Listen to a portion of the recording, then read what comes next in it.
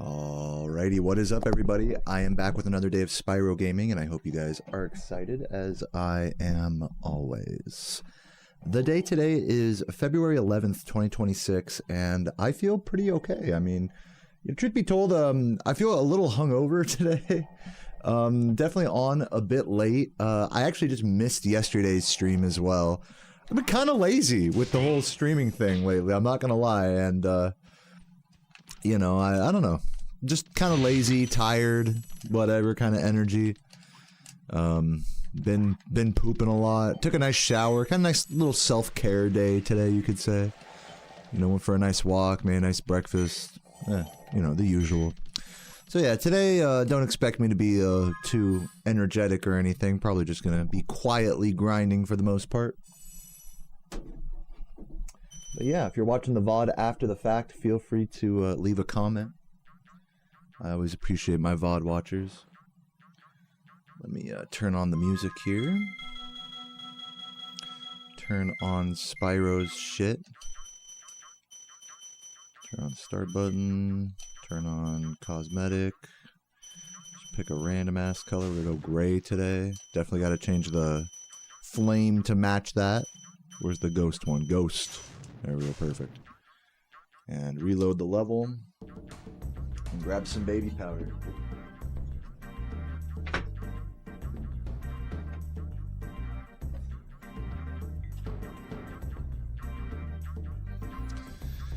What's up guys? What's up Poison Jam? What's up May? Emmanuel? RV31? Hey everybody. What up?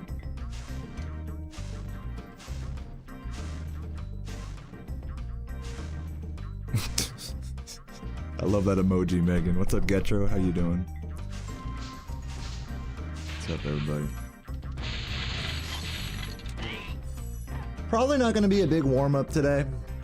Honestly, like, we'll see. We'll see what the grind has in store for me.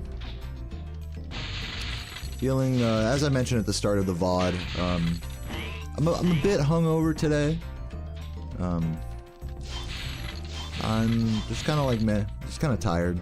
Didn't get the greatest night of sleep or anything. Hey Gallo. Well, hello to you as well. Thank you for the good luck. Appreciate it. What's up, Curtis? What's up, Harold? Yo, Michael. I did take a nice shower. Speaking of showers, I took a beautiful shower earlier, so I got all my beautiful curly cues happening. Is the volume more quiet? No, it shouldn't be. But let me know if it is. Do I use any music references inside levels? Yeah, usually in the early game, I'll use, I don't want to say like use, but have some music cue references. But, you know, it's all good.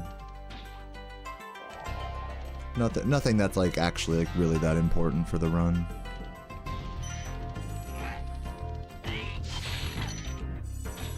Boom, boom, boom, boom. Yo, Morbid, you missed me.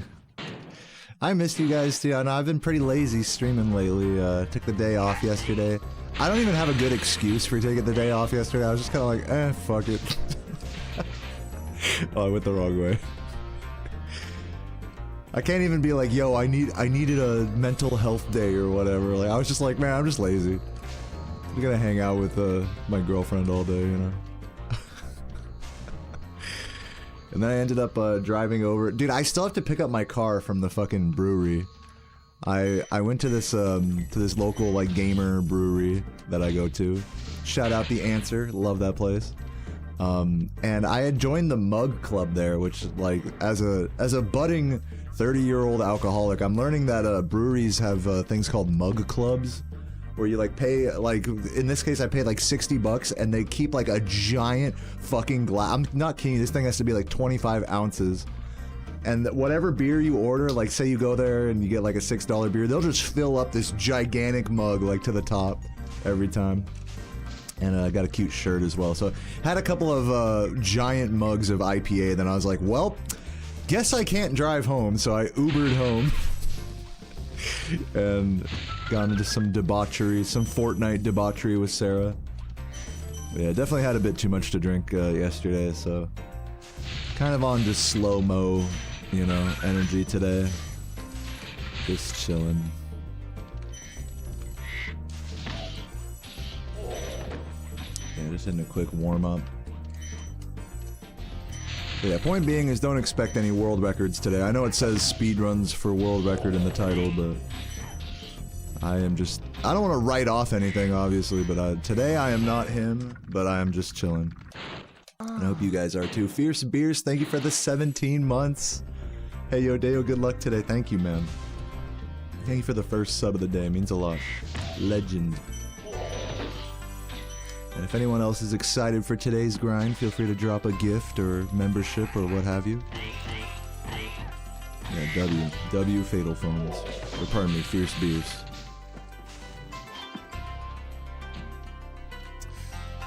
Even Spyro looks hungover. Yeah, no, the color has left his skin. It looks like he's just seen a ghost. Where should we go? I mean, should I just do a... I mean, look, here's what I'll do. I'll do the ending of Night Flight. Because I have been known to throw runs to this alternate strategy. And then we'll do a run. What's up, Blue-Eyed? Yeah, I can bring some immaculate vibes, perhaps. We'll see if I got that. See if we got immaculate vibes on the menu. Okay, go this way. Save state.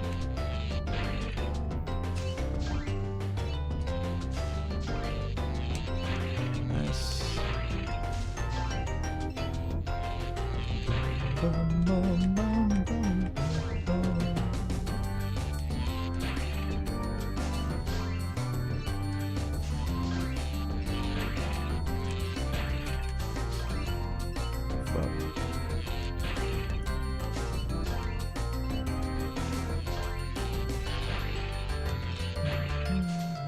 Kind of nailing this strat right now, actually.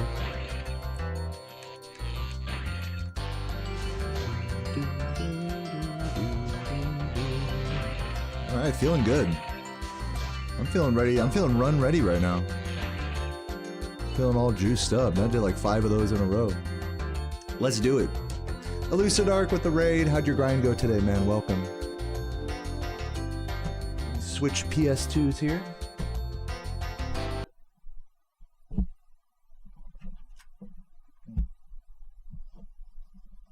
Oh yeah, you got fucked hard today? Respect. I respect that. Switch this.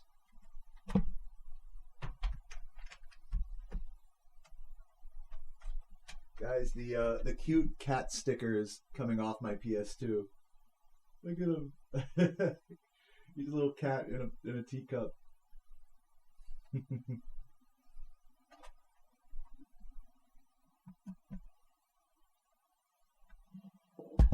Alright. Turn this bitch on.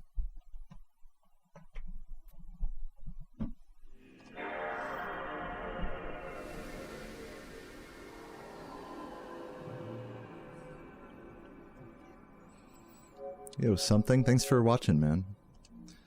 You're wanting to try Spyro 2? Any tips for starting off? Yeah, just practice the boss rush of that game. Just watch any speedrun of Spyro 2, whatever category you like, and work on the first, like, especially in 100%, because that's the category I play. Getting good at the first, like, 15 minutes of the run where you go straight to Ripto to collect all the, you know, to get all the collectibles and the extended sparks range.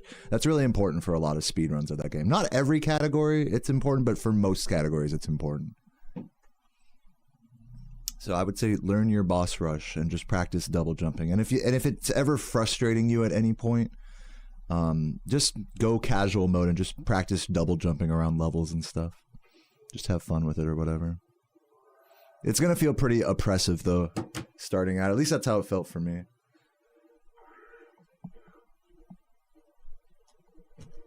Because you really need to have a really strong grip of certain techniques to do the boss rush. But it's kind of like once you learn that, you can learn anything else in that game. So yeah, that's the big hurdle.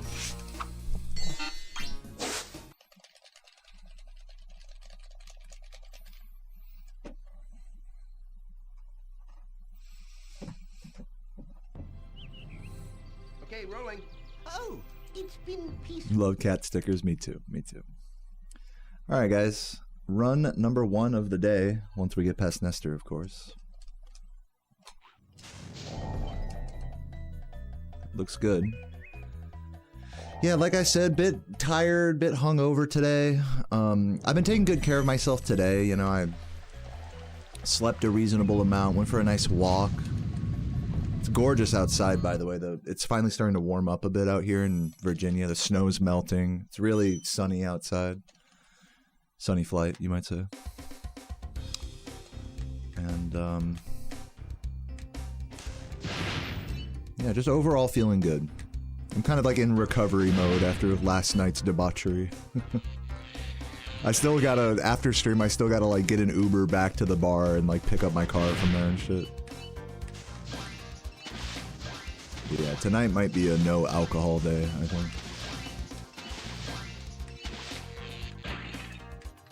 And furthermore, I probably won't do, kind of on that topic, I probably won't do like a variety like PC stream after my Spyro grind today, though I do want to learn Grand Theft Auto San Andreas post Spyro 1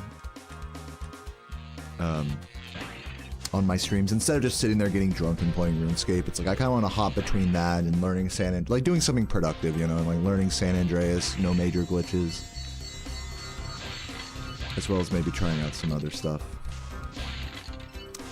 Part of my drunken debauchery yesterday was, I remember I fucking I bought Fallout 3 and Fallout 76. And I don't want to say how much I spent on them yesterday on Steam, but I spent a pretty penny on those games yesterday. We'll see if I ever end up playing them. I don't know what like compelled me to do that, but it's like, oh, I want to try 76. I've never tried it before, you know, why not? It's probably slightly less broken now than back in the day. It's probably playable now. What's up, Reflecho? Thank you for the 18 months. Thank you for the good luck. Love you, Reflecho. You have a reason to live one more day, yo. When I'm live, yeah.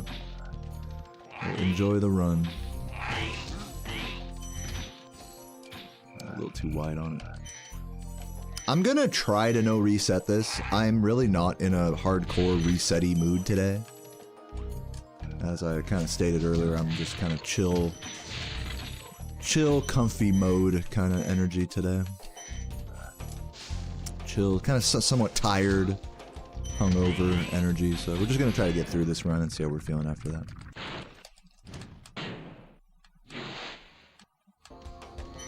How hardcore am I about drinking and driving? Like, not even one drink? I'll be honest with you guys. Hold on, let me get through this area first. I'll be honest with you guys on the topic of drinking and driving. Like, I'm okay with driving after literally one drink. But the thing is when I go out, I rarely have just one drink. Usually it's like 2 or 3.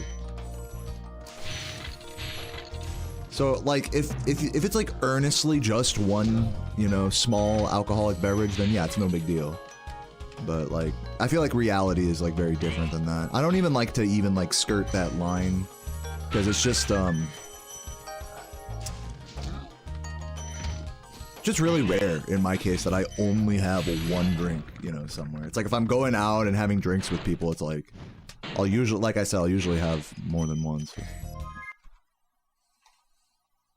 Kind of like a pointless rule to be like, oh, it's okay, one drink and I'm fine, you know, like it's just easier to just be like, all right, I'm having as many beers as I want and then just Ubering home, you know. Even if that is only like 2 big ass mugs like yesterday, it's like just easier that way. Like I probably could have drove home yesterday and been fine, maybe like skirting the legal limit, but it's like I don't want to play that game, you know.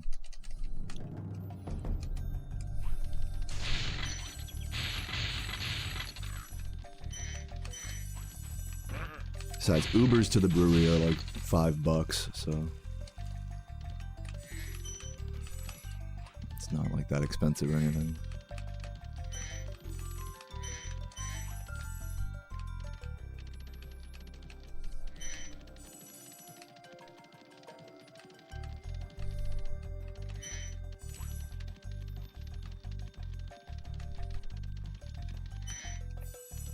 Yeah, I think that's where a lot of people struggle with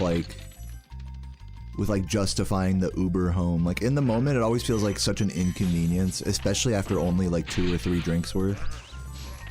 So I can see why people like, you know, tend to drive after drinking more than they should.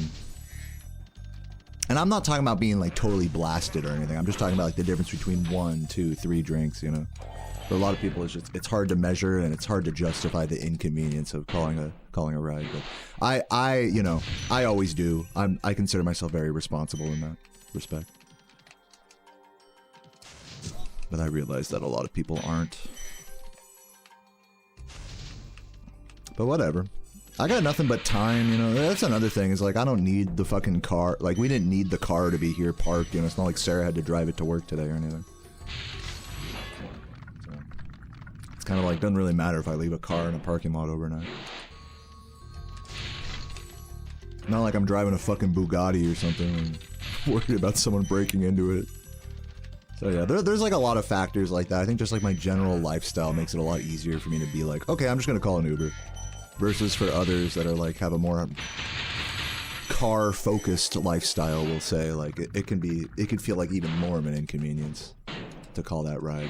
Especially if you've only had like, you know, 2 drinks or something. It's like, so I get it, you know. Obviously I don't condone it, but I get the mentality behind it. Yeah, I'm not a car maxer, so like I don't care. Like if I have to call a ride home and come back the next day and get it, it's like I got nothing but time, dude. Like I'm good.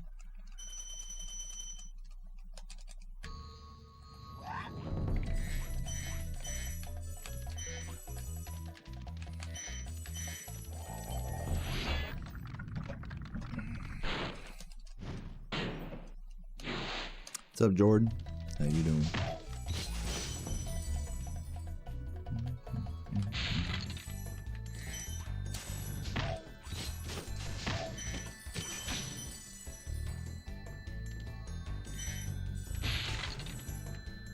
Let's drop the subject. Sorry about that, Skywalker. Yeah, I'm sure it's a very near and dear one for you guys. Dude, I love walking, especially out here in Virginia. Like, it's like where I'm at, there's like half sidewalks and half nothing. So you do have to get kind of creative with your routing, going over like, you know, grass and dirt and stuff on streets. But I kind of like that challenge of it, that it's like kind of a like not the most pedestrian friendly place, but it's still like a fun like nice suburb. So it's not like there's like I only don't like when there isn't sidewalks and stuff, if the whole place is just like all traffic all the time, you know. Like in Texas it was like that. I remember it was like I was trying to walk to a sushi place, like literally, like, it looked like it was like a 5-minute walk from my hotel, but there was like a big highway in the middle, so I had to like walk an extra like mile just to go like through the proper crossing, you know, underneath the highway. And even then, like, I still had to like do some jaywalking and stuff. It's just like, oh my god.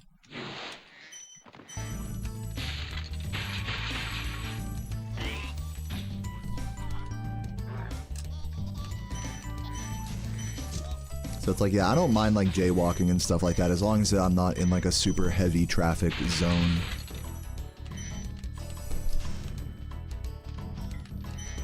I actually love it when there's like no cars out and you're just like walking down the middle of the street, like who gives a fuck, you know?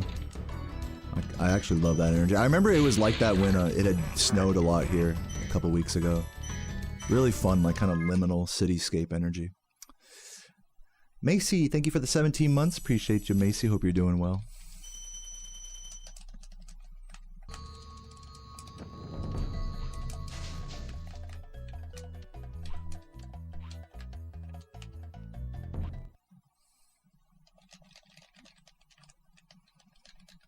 What's up, Lanky? Thank you for the good luck. And Karami, great to see you.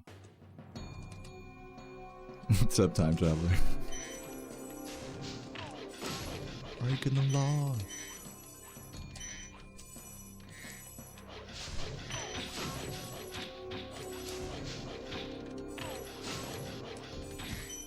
Oh no.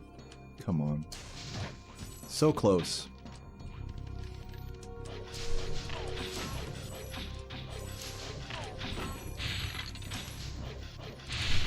Ugh. I really gotta be not afraid to double flame charge that.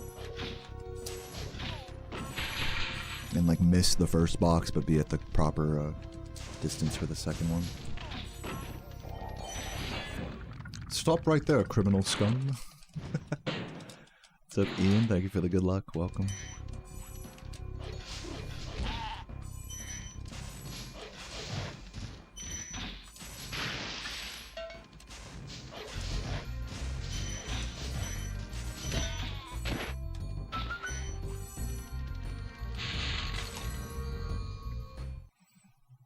Yo, JK Juicebox, thank you for the good luck. Hey, appreciate the good luck, Ian. Welcome. Good to see you too, bud. Smoking and lurking, love to hear that, Rev. Enjoy. I was doing some hella smoking and lurking last night after I got home. I remember before my Uber picked me up, I like went to Wawa, like I went to, it's like a gas station. I went to Wawa and got like a fucking, I got four tall cans of Michelob Ultra. This is while I'm holding like a to-go order in my other hand for Sarah, for something else. I got all this food in one hand. I'm trying to like hold, you know the meme of like, why can't I hold all these lemons, you know, or these limes? I can't. That was like me with like a bunch of tall cans of Michelob, and I like dropped one of them in front of the cashier. He was like, whoa.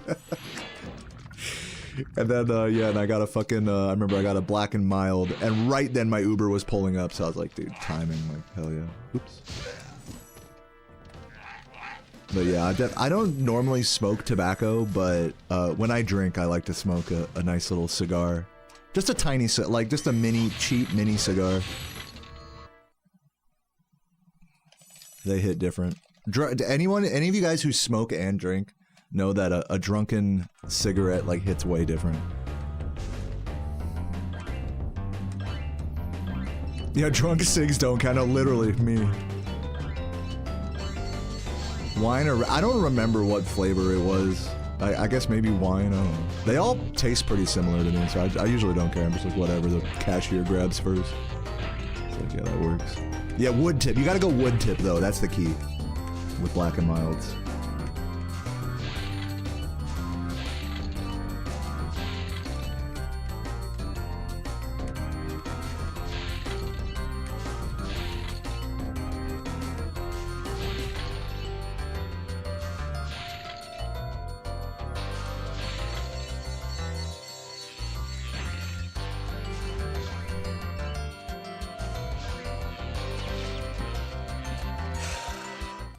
And you know, I got that strap 5 times in a row today on my, in practice. You know, I got that 5 times in a row. And then the one time I die is on a run. That's pretty cool. Yeah, I'm in Richmond, Virginia. That's correct. Or in the area, rather. Watch me nail it. It's just that easy, guys. It's just that easy. Just do it perfectly in practice and then fail it in runs. Perfect. Thank you for the good luck, Beard. Whatever, at least we get to do another attempt there. Oh, you're like one of those people that hate smoking so much that like you can't even be in like the same vicinity as someone who's smoking. Right. Right, is that what, that's kind of like what you mean, Jared? I remember knowing a lot of people like that back when I was younger. That was like, especially if I smoked weed, like, that they would be like, oh my god, I'm gonna get contact high. It's like, bitch, no you're not, you know? Or like, get the cigarette smoke away, you're gonna give me cancer, you know? It's like, okay, bro. But I get not liking the aroma or whatever. Just being put off by it. I get it.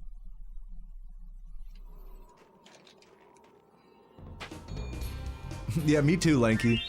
When you're a kid and the older people around you smoke or like, I don't know, they definitely ingrain it like at a young age. It's the same way with fast food, actually. It's like these things that are just like universally bad for us. It's been peaceful. They ingrain it, they're like so deeply ingrained into our world that like we have these experiences with fast food or with like family members smoking cigarettes or drinking as a kid. Or coffee is another one as well, where like as a kid, I like the smell of coffee was just like so nostalgic for like my mom always brewed like a pot every. So I never liked consuming these things as a kid, obviously, especially like, you know, the alcohol and cigarettes, but even like coffee and stuff like that. You know, it's like you don't like consuming them as a kid, but that nostalgia stays with you like as you become an adult, and so that like when you do finally develop like a taste for things like that, it's like it makes it that much harder to quit, I think.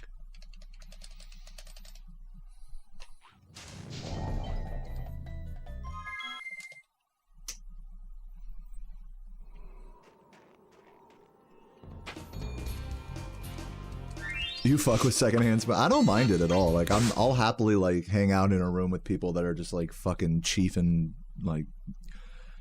darts like crazy, you know? Like I don't mind. I don't like smoking indoors, whether it's weed or cigarettes. I don't like doing it just because the smell like lingers, like the ashy smell of it, like after it's like smoked, it like really lingers. I don't like that.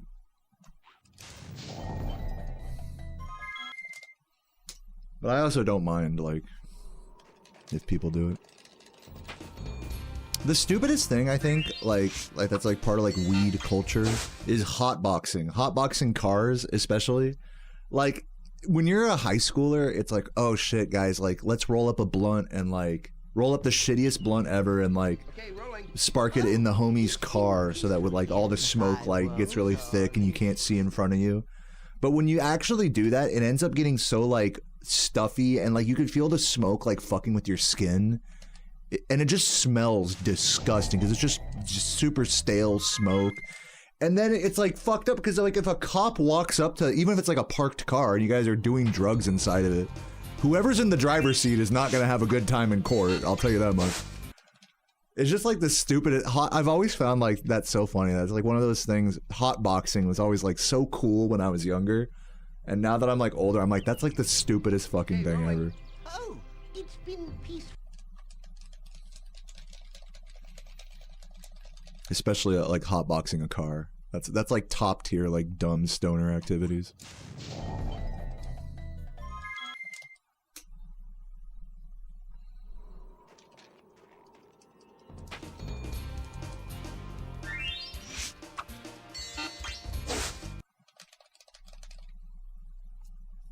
What's up, Jacta? Welcome, welcome.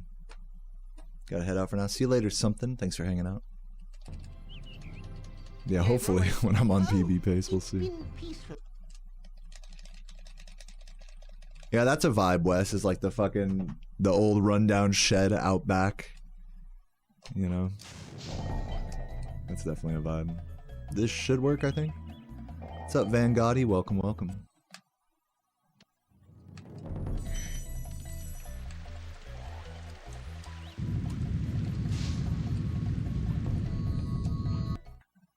Oh yeah, what happened with that, Beard?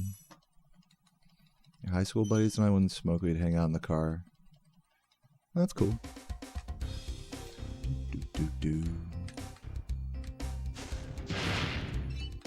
Hotbox a patio jacuzzi. As someone who has had the privilege of living in a house that had a jacuzzi, or has a jacuzzi, first of all, the maintenance on a pool or jacuzzi is fucking insane. Like, you gotta be really on top of that. Secondly,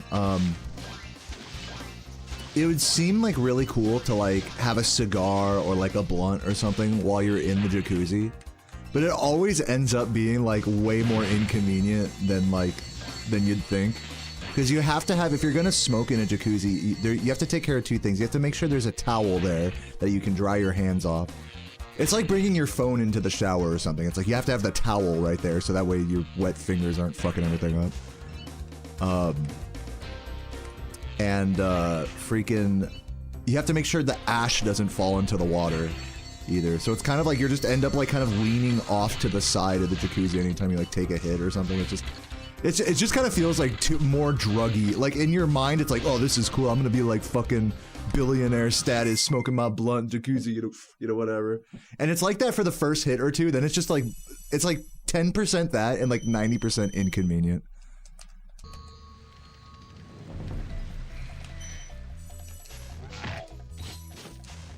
Like, just smoke separately and then get in the jacuzzi, you know? Just easier.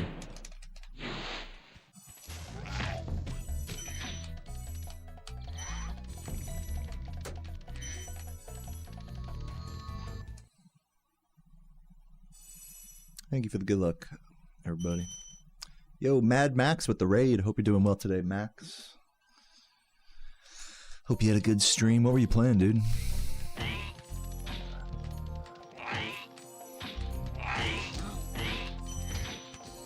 Oops, missed that.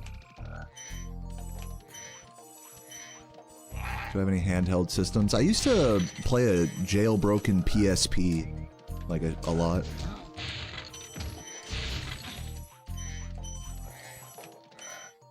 I remember I bought that PSP off of a homeless guy in a video game store.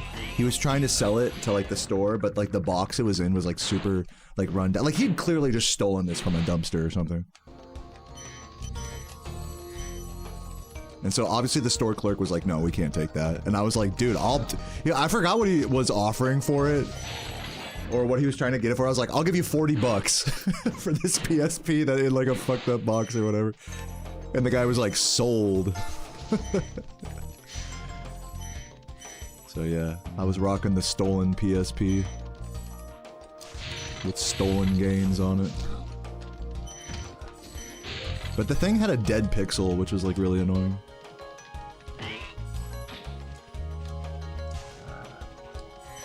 My thing about handheld systems is like, when do you usually use them? Is like when you're traveling somewhere, you know, like you're in the passenger seat of a car or like on a plane ride.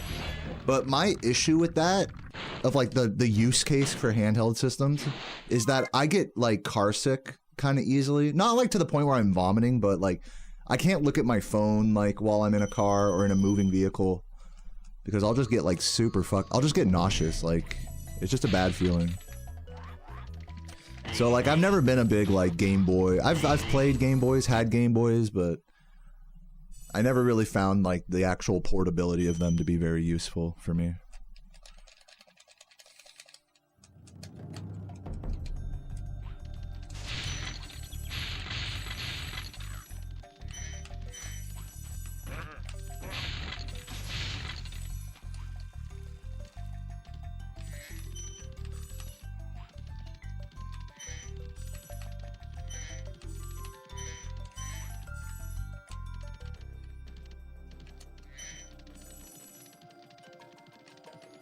Yeah, and especially now that like, you know, smartphones can do so many things, it's like, it kind of makes like the whole concept of like a portable game system kind of redundant.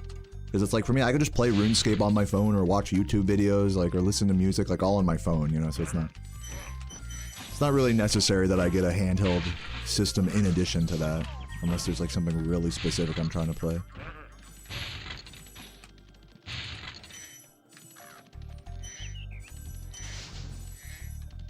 But they are cool, man. I love PSPs, love Game Boys. All that stuff is cool.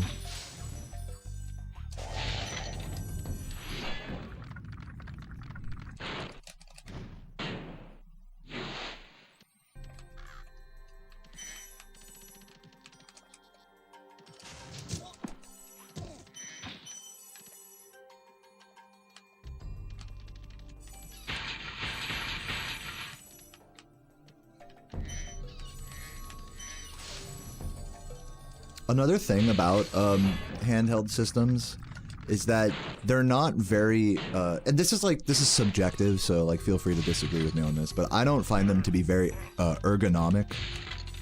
Like any given like handheld system is like there's always some concession you have to make. Like there's no handles on the. Like for me, like I have pretty big hands, so like the really tiny buttons on like the small like square frame of like a Game Boy or something, it just always felt really awkward to like play unless you're playing something like Pokemon or something where your inputs like, you know, you don't need to have like precise movement or something.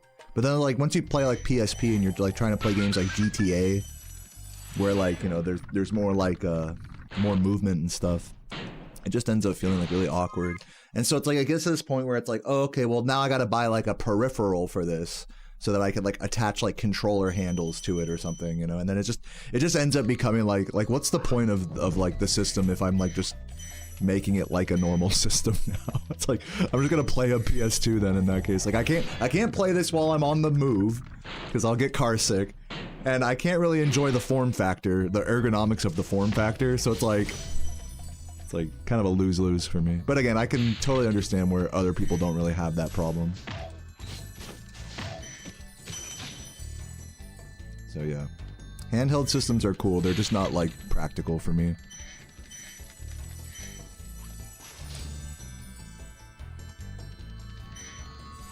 How long did it take me to nail double jump? Well, so double jump only exists in Spyro 2. Technically it exists in this game over supercharged ramps, but that's a... For the sake of this conversation, double jump only exists in Spyro 2. So that's the first thing. Secondly, how long did it take to get that down? I mean, you know, there's like a whole mastery to double jumping that like... You know, once you learn how to double jump for the first time and you can do it like stationary, because, you know, in order to... You can't be pushing a direction while double jumping. It has to be a neutral jump charge. So in order to actually, like, preserve momentum and do it, you have to have, like, a really intimate sense. Like, for speedrunning purposes, I mean. To do, like, walking double jumps or double jumps, like, out of a charge, you know. That's a lot harder than just double jumping itself. And then, like, that aside, getting the optimal height for a double jump, which many speedrun routes do require you get like a perfect double jump, like to get out of Dragon Shores, for example. You know, it's tough. I mean, there's definitely like a huge gradient to the difficulty of different double jumps and how good you can be at them, on top of how well you can connect them to your other movement.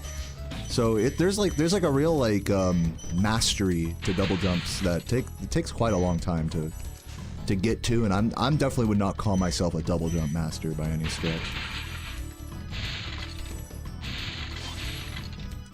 It's just kind of one of those things that and this is what I love about Spyro speedrunning, is that it's like you'll never be perfect at it, you know? Or like in this game, you'll never have like perfect movement, and like double jumping in Spyro 2 is like that. It's like you could always practice it more and get a little better at specific double jumps or specific double jump centric movement. No, and then you put like, you know, you're trying to like hit certain objects like the lampposts in Glimmer, you know, say you might do like a jump flame charge or like double jump with a flame. Right, so that's like a whole nother like layer to it, where you're doing like off-screen like flames with double jumping. So it's pretty tricky. I mean, don't think that it's like just some easy bullshit. Did I miss that guy? No, I guess I got him. Weird. Just gonna do that.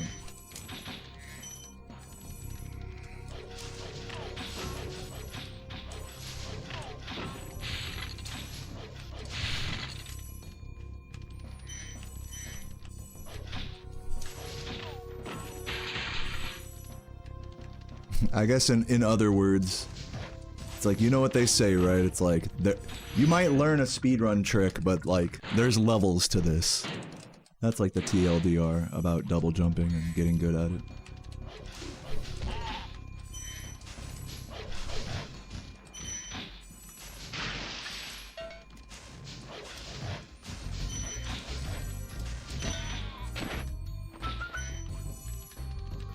Uh-oh.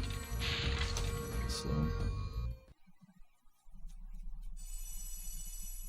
Yo, Marquisha, thank you for the good luck.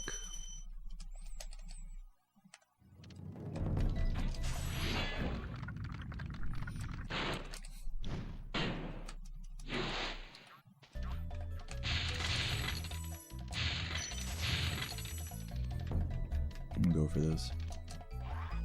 Nice. Oh, juicy. I think I got them all.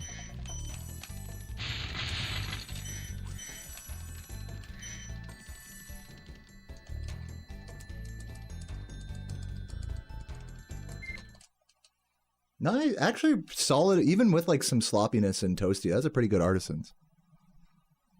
I am not mad about that.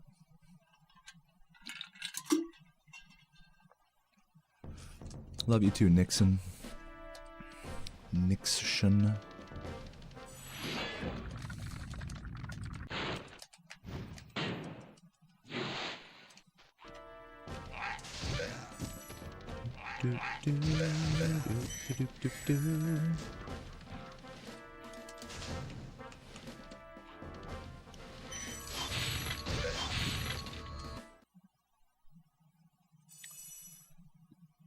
Art is in. True. Thank you for that honorable bong toke, Ian. Cheers.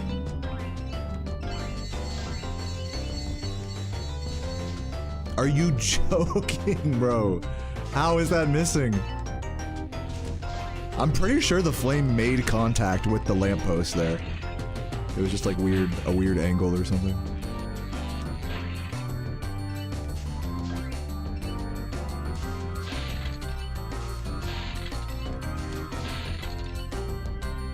There goes the time save, yeah, for real. If I get this ending right, I might only lose like 3 seconds, we'll see.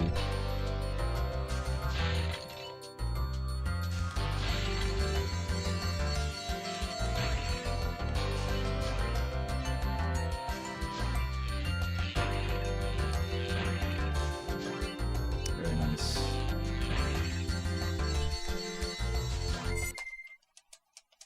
Not bad.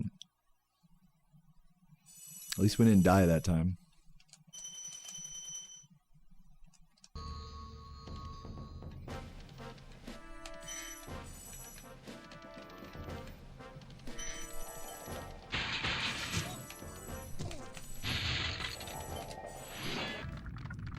Thank you for the good luck, Miss Dell. Welcome. Love the text art.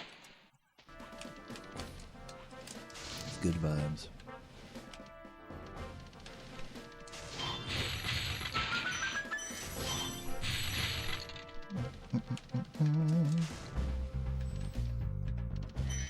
I remember Saboom used to do that all the time in his like Twitch titles. Like he wouldn't even write any words in his Twitch title. It would just be like like a text emoji of a guy going like ah, or like you know, it's like some abstract Twitch title art. It's not my birthday. No, my birthday's in July.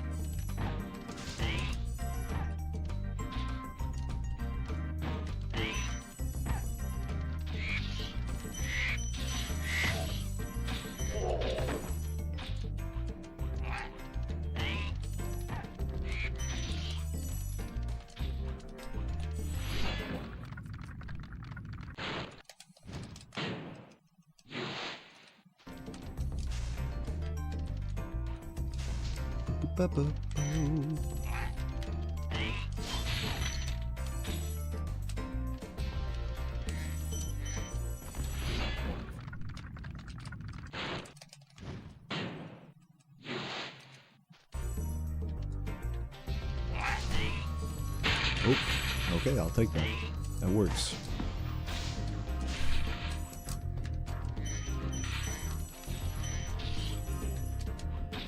Nice.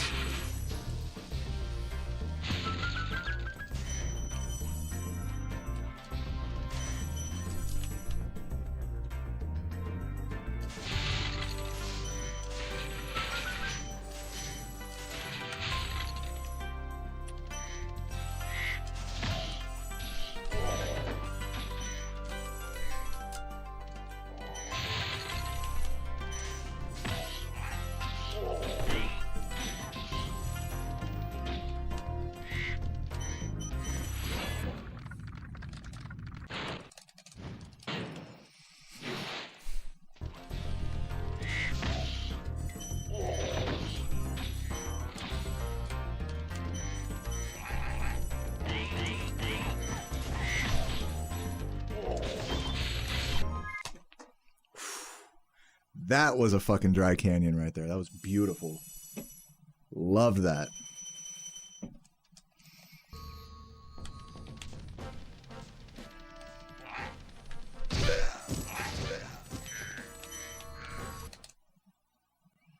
See you later, Hyo Hayabusa. Thank you for the good luck. Godlike movements incoming. Alright, I'm gonna go for a charge jump around the back here. around the back of this area. Hopefully I don't die doing that. And I did. There goes all my time save. Executed that pretty poorly. It is cool. I don't know if it's really like worth the risk to do that. It's not like hard per se, but it's just like, you know, I definitely make death is definitely possible, even if you are good at that. And I'd rather for death not to be an issue there for like what, like a quarter second maybe, half second. Ugh. Well, there goes a lot of time there. Keep it moving though. Hopefully we can still stay green after this split.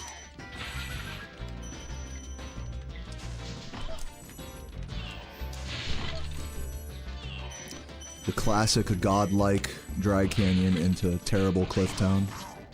It's a classic. Can I have that? Come on, man. Give me that.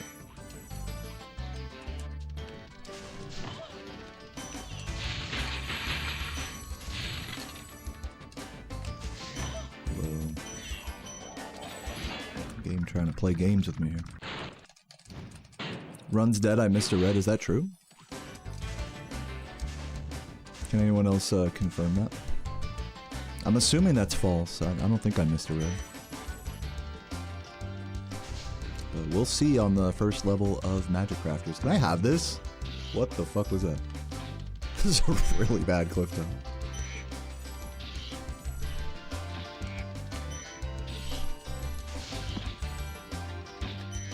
Come on, bird. This is atrocious. You're just trolling? I mean, alright. I'd appreciate it if you didn't troll like that. I don't want to be like, I don't want to be mean and be like, this is your warning, but I ask that you don't joke like that.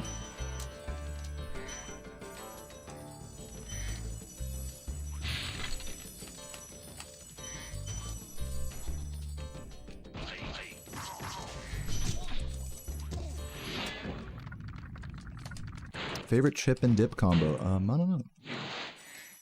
Let me think about that. I love salt and vinegar chips, like potato chips. Those are my favorite.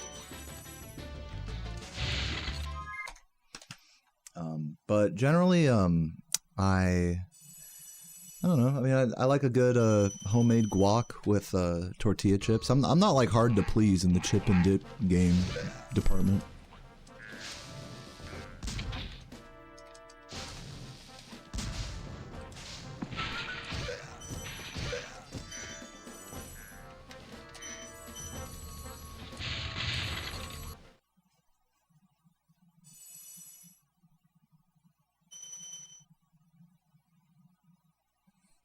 Hard to tell if it's a full of run or for fun run. Yeah, I mean, like I said, I'm not trying to argue about it. Like, I just appreciate if you don't joke about me missing a gem. It's just more annoying than anything. So yeah, it's all good. Regardless of whether my run is serious or not, I do appreciate that. Again, I'm not trying to be a dick or anything. It's all good. What's up, Yay Games? Thank you for the good luck. Oh god. And I'm dead. I don't know, I might reset this. I really threw it. I'm gonna do it. I'm gonna reset. Run was going nowhere fast. First ever video game? Probably this one. This is one of the first I've ever played.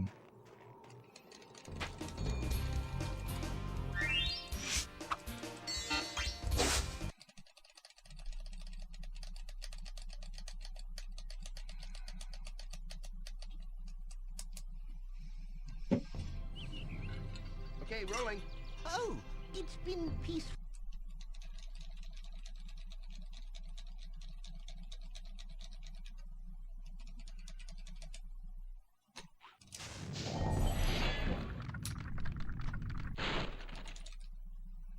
Thank you for releasing me, Spyro.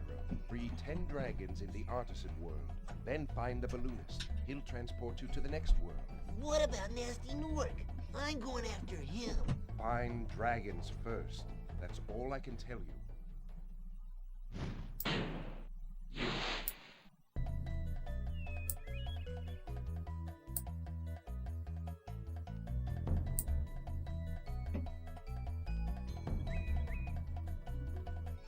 I was just trimming my thumb there.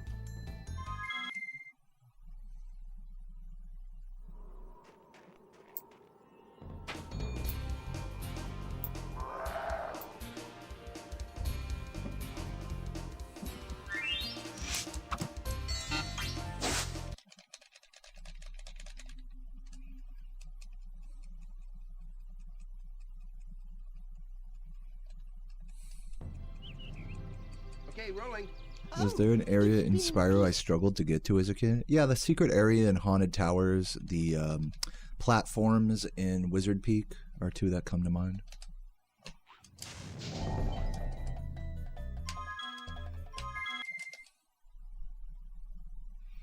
Hey, what's up, Spora? Proud of you. What's up, Monkey? Thank you for the good luck.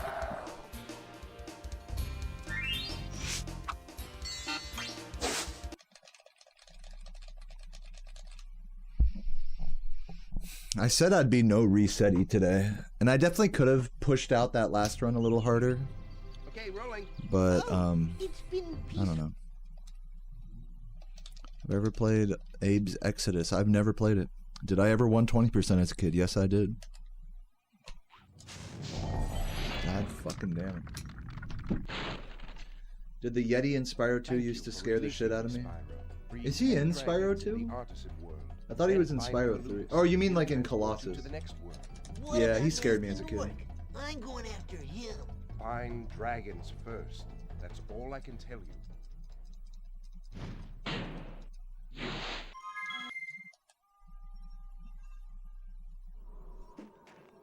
Thanks for the good luck, Patrick. Welcome.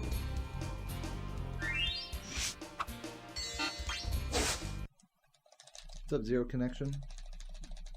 Apart from push-ups, what's my workout regime? Well, I don't really have much of a regime. I just go for walks every day. That's pretty much it. And sometimes do push-ups. Oh, it's been peaceful.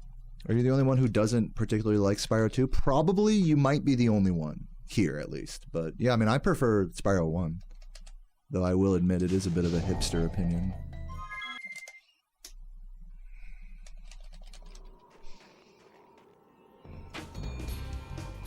What's up, TJ? Welcome, welcome.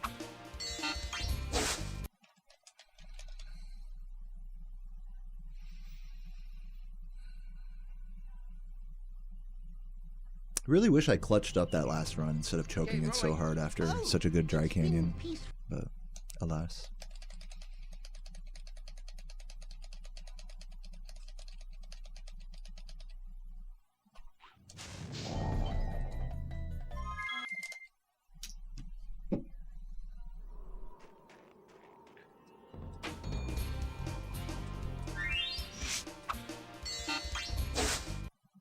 That's how you know I'm hungover, is that I've been playing for 54 minutes and it feels like I've been playing for like 3 hours. I feel like so tired already. Okay, rolling.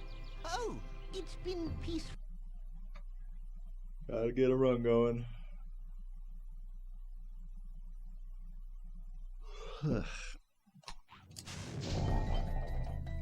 Dude, these are really bad Nestor attempts.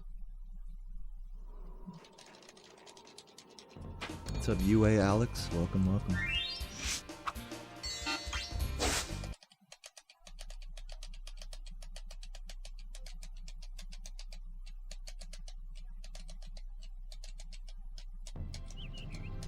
Okay, rolling.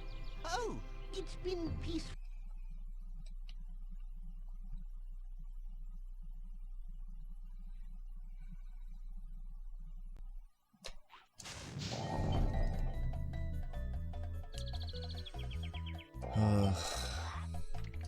I might take a little break. Get my wits about me.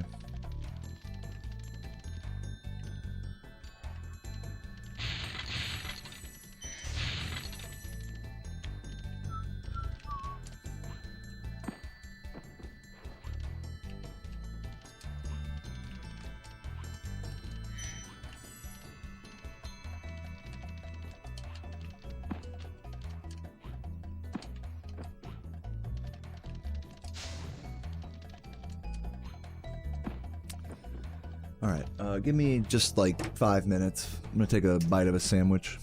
Come back, just clear my head a bit. BRB.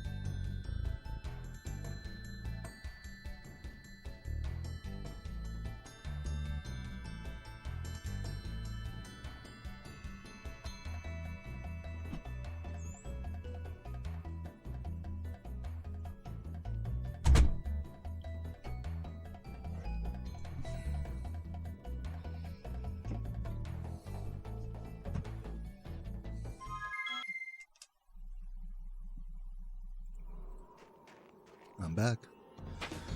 You grew up playing the third one? Yeah, cool.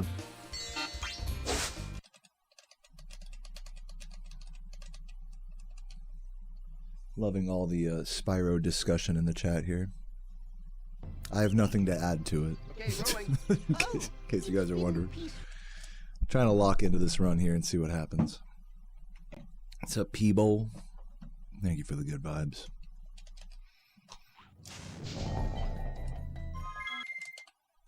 Definitely feel mentally rejuvenated after that break. I took a few bites out of this Jimmy John's sandwich that I pimped out.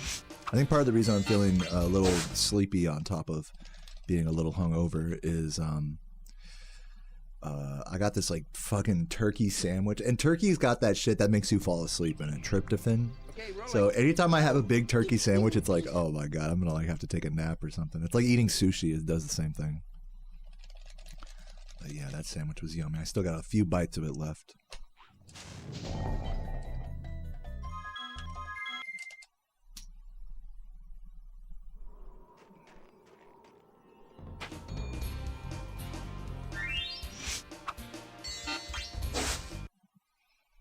Would love to get Nestor Skip.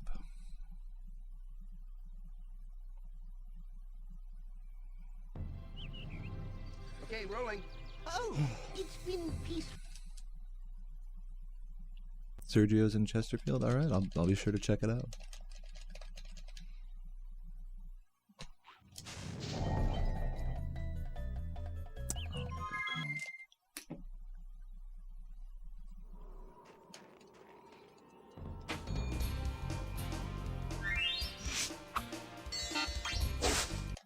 What's up, Eddie? Thank you for the good luck.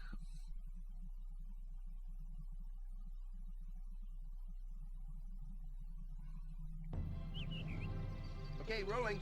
Oh, it's been peaceful.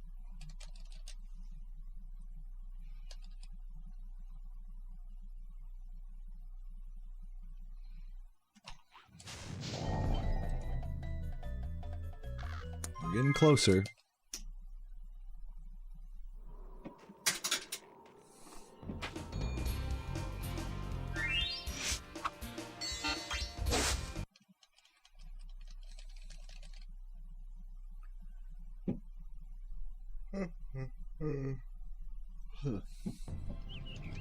Come on, Nestor. Oh, it's been peaceful. Nestorini.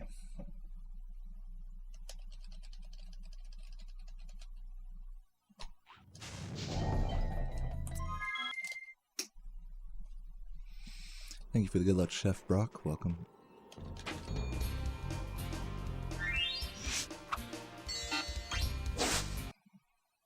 Thank you, Eddie. I see you up there.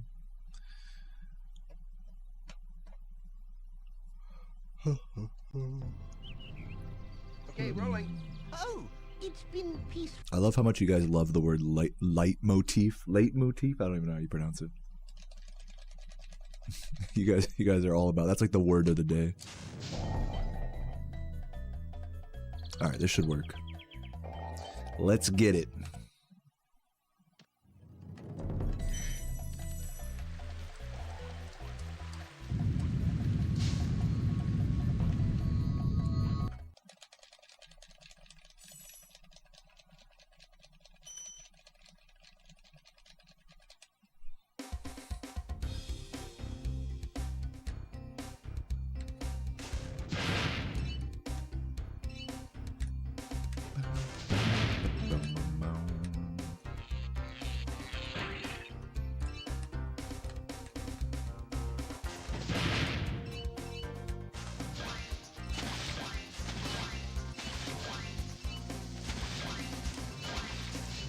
Ooh, a little sketchy.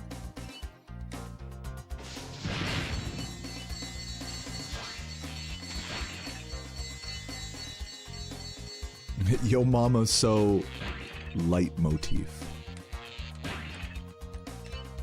Sorry, I couldn't think of another word to fill that.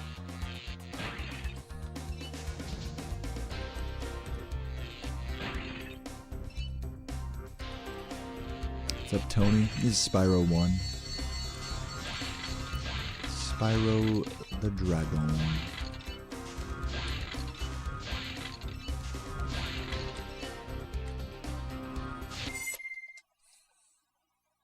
What's up, Norkson? Thank you for the good luck. Yo, Ricard Cases. Thank you for the good luck. Or Richard, maybe? Thank you.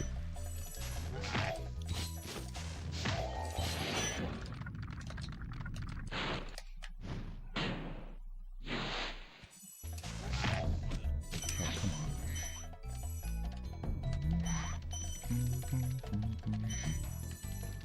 Losing about a second and a half there. Asterion, thank you for the 5 months of YouTube membership and for the good luck as well. Love you, Asterion.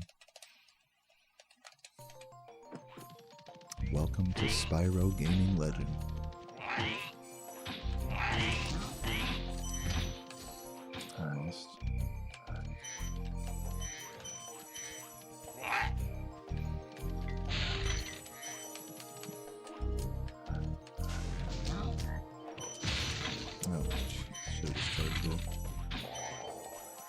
Frogs trolling.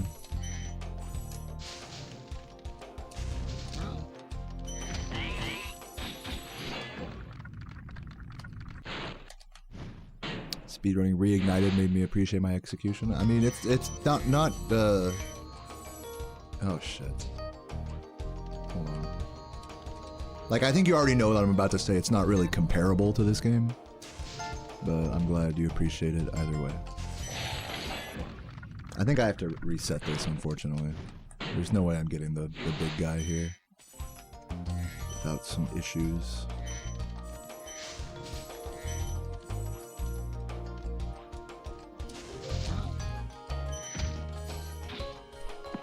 Wait for this.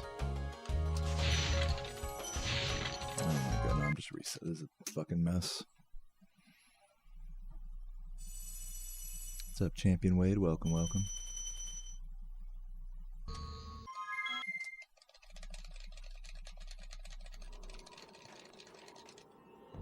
Sleepy Hollow, yeah. It's a good name for it. Yo, Piccolo, thank you.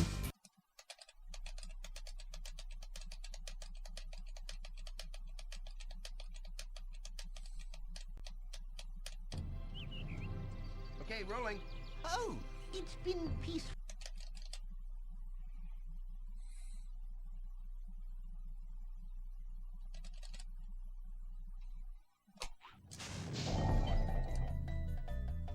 Looks good. Oh, thank you, champion. That's very sweet of you.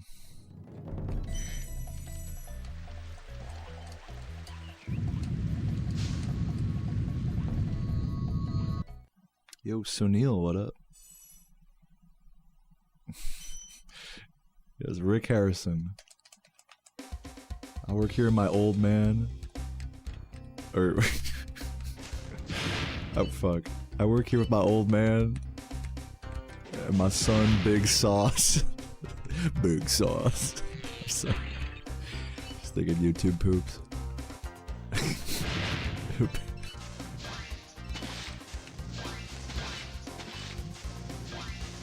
Oh shit, dude. I'm like not paying attention. I'm just thinking like Pawn Stars memes. There's one thing I've learned after 25,000 years here. Is that every item comes with a story and an old man. Just saw Zem do a swim in air. Oh, cool. Yeah. Yeah, I didn't even know that existed in that game. That's pretty cool. I'm not like super privy to Ratchet and Clank strats. Kevin Costner fucking dances with wolves. Oh, it's been peaceful.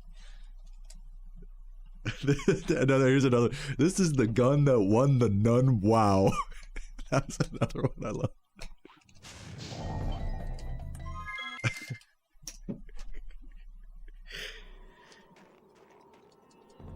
Now I just have to make sure it works.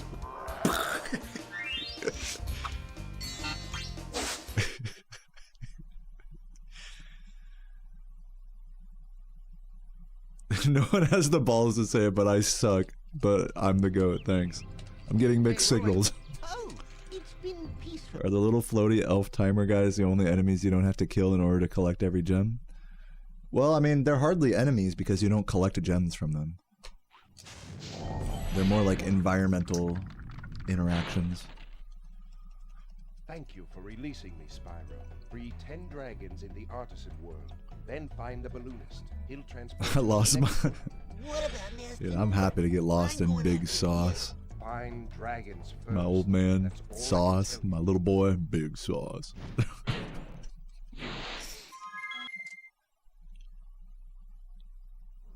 You're about to beat the game 120%. Oh my god.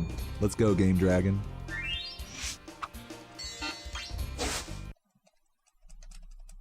Yeah, true, Blake, true. It's not even memes, it's just reality. Okay, rolling. Oh, it's been. What's up, Electro? How you doing? How you doing? That's like nothing. Nah, man, it's something. I remember my first few like 120% playthroughs. It has been many years, and many revisits of the game and the category and learning different things, but getting stuck here, getting stuck there. I mean, I vividly remember it. So I feel you, Game Dragon. GG's to you. Focus, man. Okay. Sorry. I'm definitely not in like a focusy mood today, which is fine. Like I'm just enjoying the ride today, Gmod. You can't make me lock in any harder than this right now. I'm being chilling with Nestor.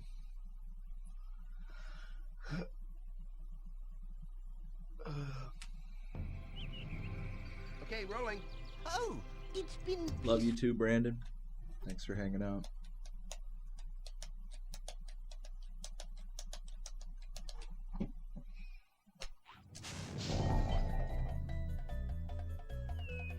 Should work.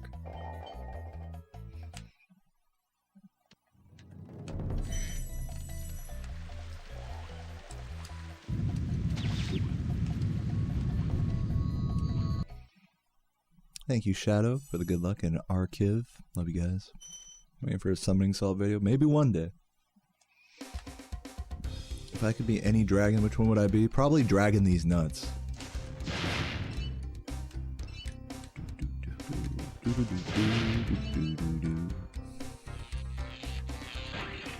No, I'd be the guy that lays down sideways, like big kicking it in Terrace Village. That'd be me. Nuts with the Prime. Thank you so much, Nuts, and for the good luck as well. He'd be the big enemies guy. Big enemy.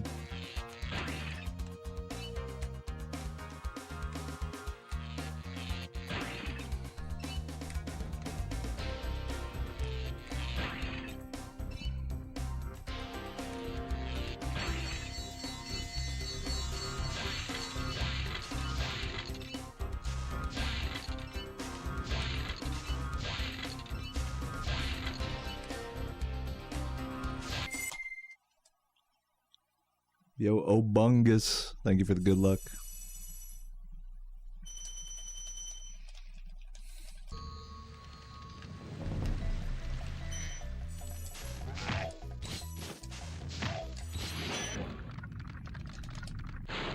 Bubba. Yeah, Bubba is in the Epstein files.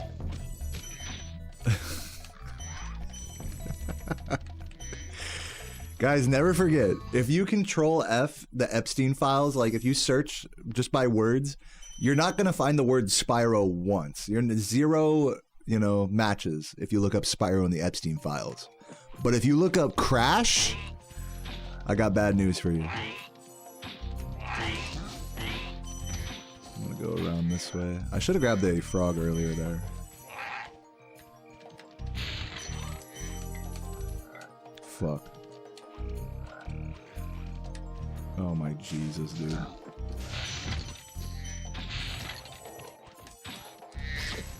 This is not going well. Whoa. Okay. That was awkward. Very awkward. Yo, Rhombus with the Prime. Thank you so much, Rhombus. Okay,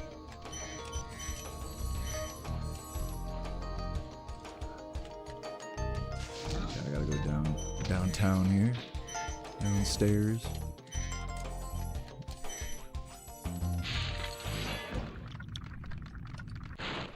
Thank you for the good luck, Mavro. So good to see you. Gutsy. No. We'll see what the damage is. I might just continue this run. We'll see. Okay, that was fucked. Frog was in the worst spot possible.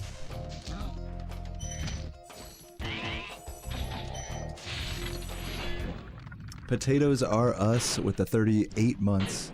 Big enemies. Thank you, Potato. That was, you know, I've done worse. Let's keep it moving. If you like Crash more than Spyro, then fuck you. True. Tell it like it is, man.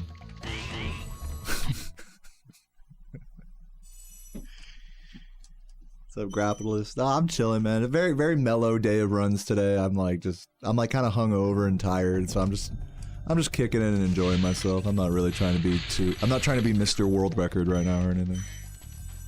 Which is a good vibe, I think.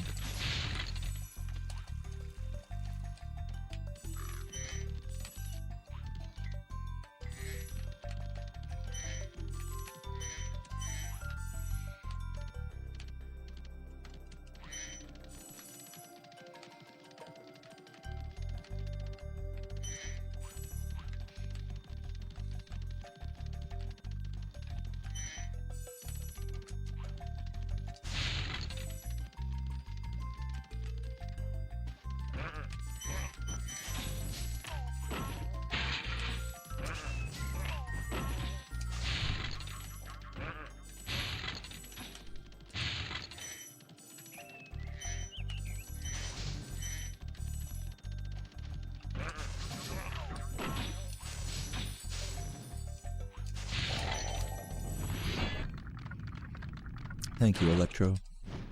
And Demonics.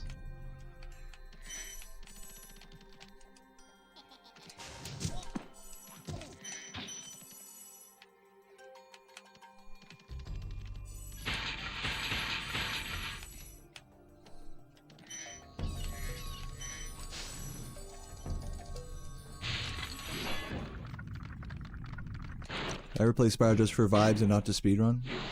Yeah. Maybe.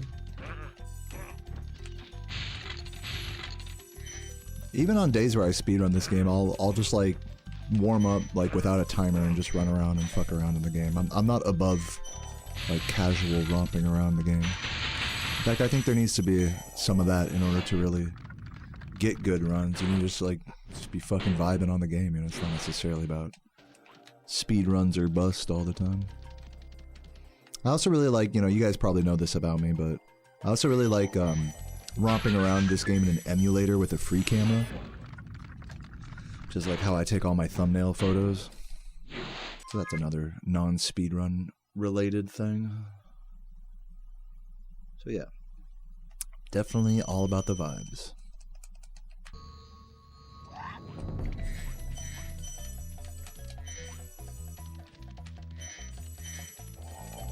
What's up, Mags? Did I miss a chest or was it a clam? Well, I don't think it was a clam, unless you're using the term clam like metaphorically, like I'm clamming up or made a mistake. I think that might be what you meant by that. Definitely no clams. No literal clams in that last level.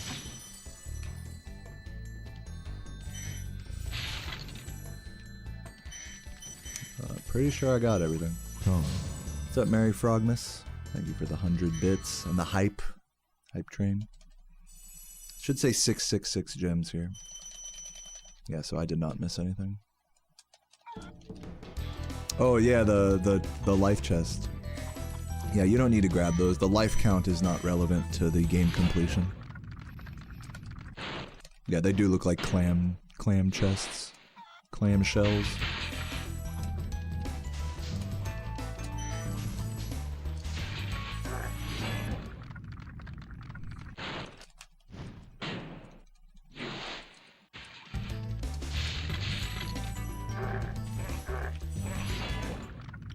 Got my name legally changed. Wow, congrats.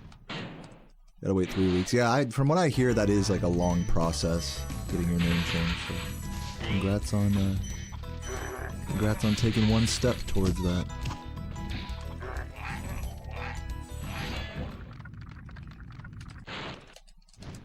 Did you change it to something funny like first name Daya, second name Rhea?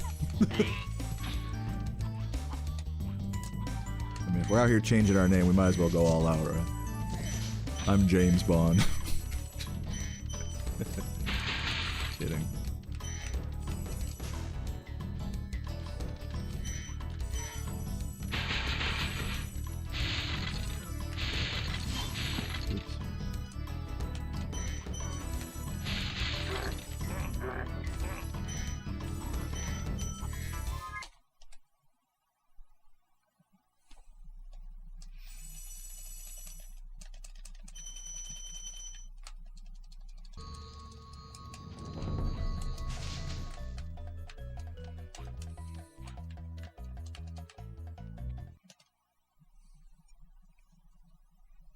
Gluteus minimus. Bro's got no ass.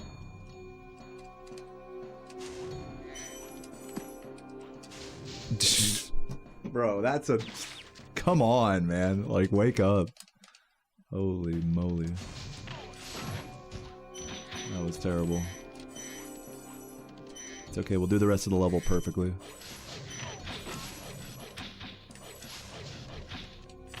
No, dude, I tried to jump. This is not going well.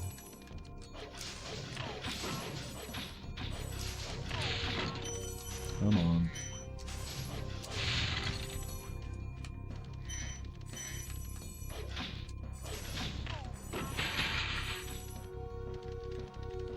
Did I miss a bulb? Don't think so.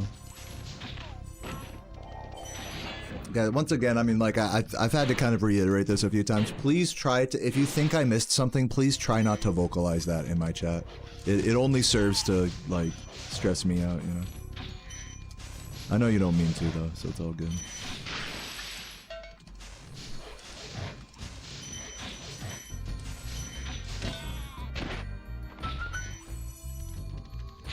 That was the worst fucking level ever. +8. I'm tempted to reset, but I've been resetting a lot, so I'm just gonna continue for now.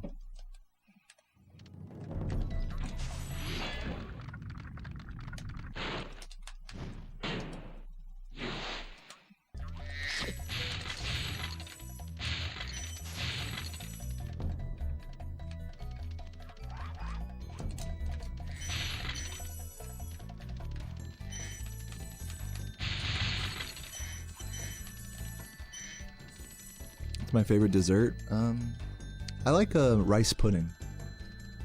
I know it's kind of a random pick, but it's really light, you know, it's not too like heavy, sugary type shit. I don't know. I like rice pudding.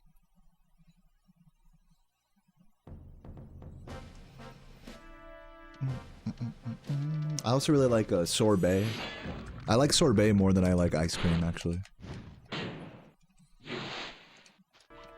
Nice tangy orange sherbet or whatever.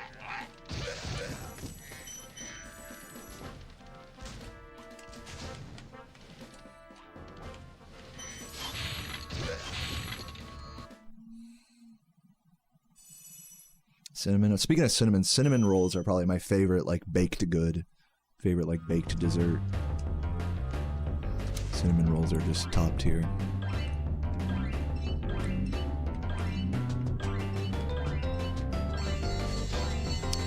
Why do people pronounce it sherbet? Because I believe there is a distinction. I don't know like the actual like history of this, but I believe like there is something like a brand maybe is called sherbet. So like Americans just call sorbet sherbet, but maybe there is a difference or something like that. But they're for all intents and purposes they're basically the same thing from what I understand.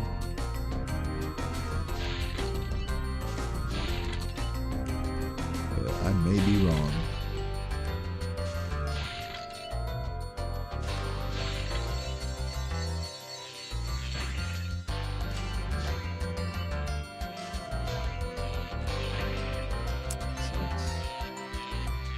Cool. That was really cool. Losing more time.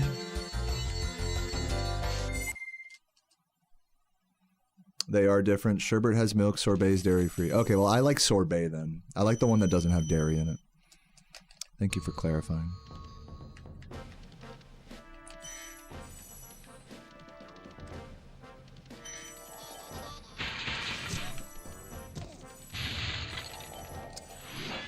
Not a pretty run, but keep it moving.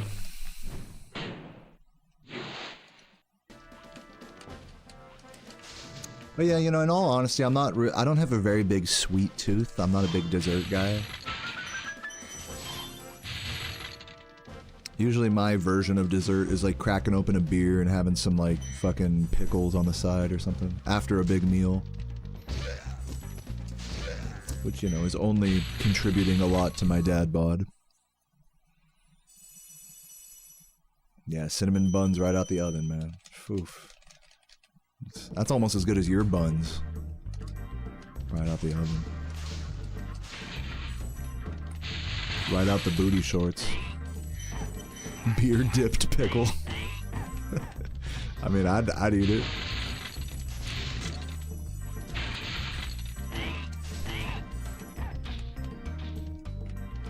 All of my pickles are beer dipped. The dipping just happens in my stomach.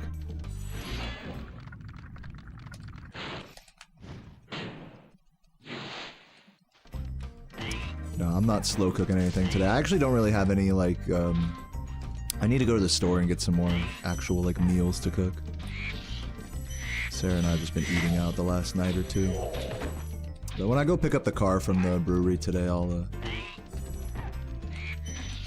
probably stop at the store on my way back.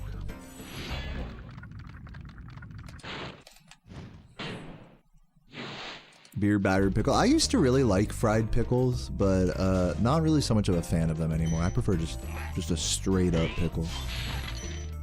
Just straight up.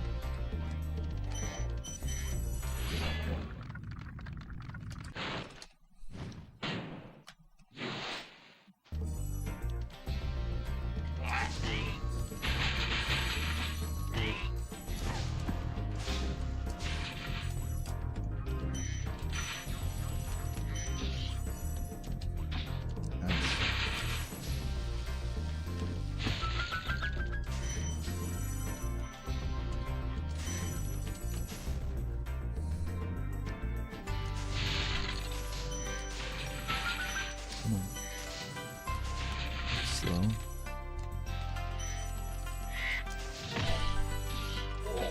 Oh, hello.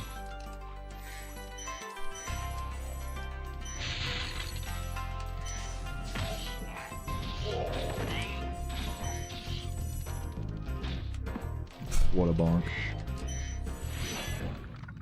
Favorite shit from the cookout? Do you mean like the fast food chain cookout, or you mean just like from backyard cookouts in general?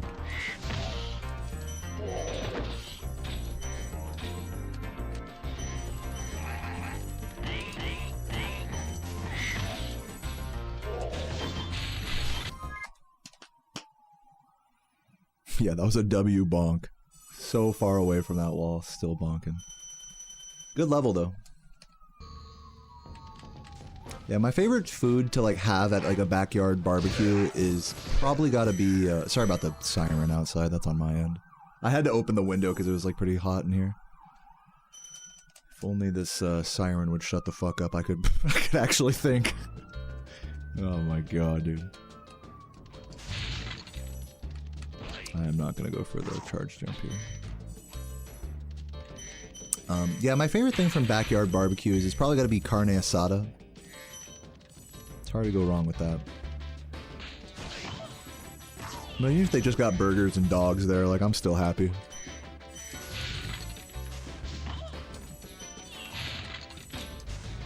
Potato salad, you know. In America, there's always some grandma always brings the potato salad. Potato salad and baked beans. And then you just put all that together, like, between the burger and the bun. Just have, like, a total messy-ass sandwich. Love that shit.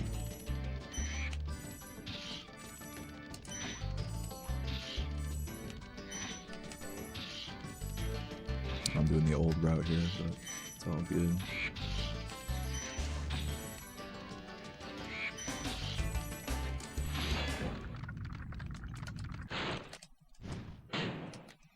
I would love to go to a barbecue where they like have the big ass fucking like chicken baptizing station. You know what I'm talking about? You guys ever see those TikToks where a bro will just like drop like 50 pieces of chicken into like a backyard fryer? I want to go to one of those barbecues.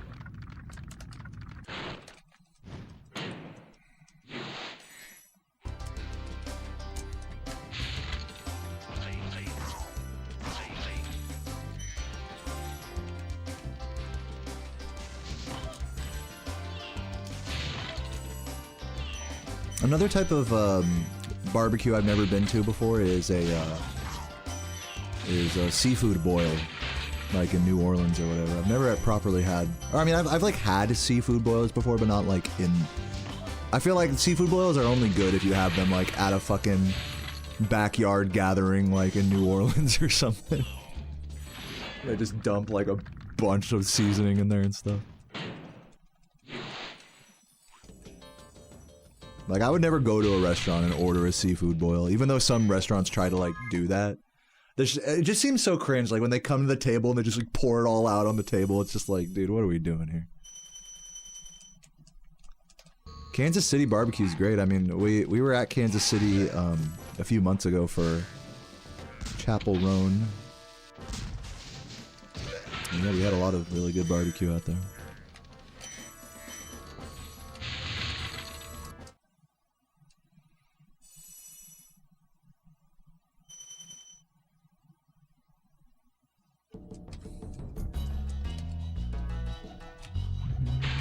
One stick of butter now.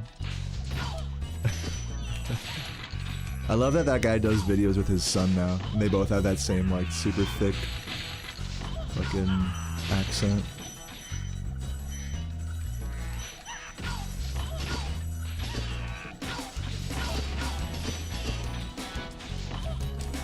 Yeah, I don't know what happened. I gotta work on that lady. I keep fucking her up.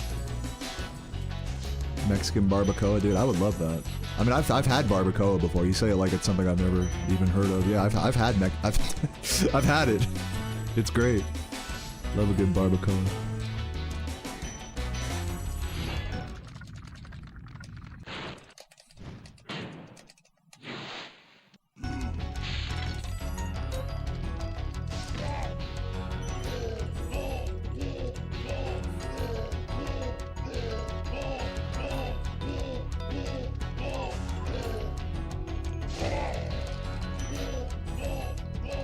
Anyone in this chat from Virginia, what's good?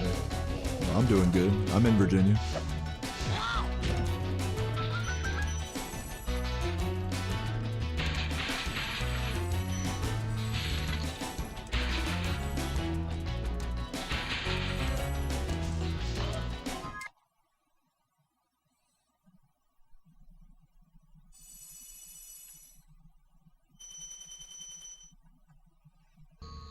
Virginia's the perfect northern south state. Yeah, I mean, it's about as far north as you can get with it still being considered the American South.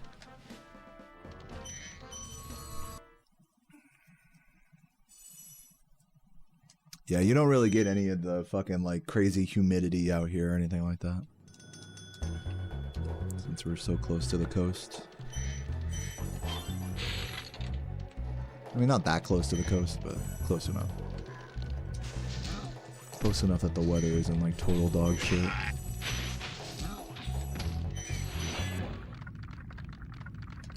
Have I heard of chicken?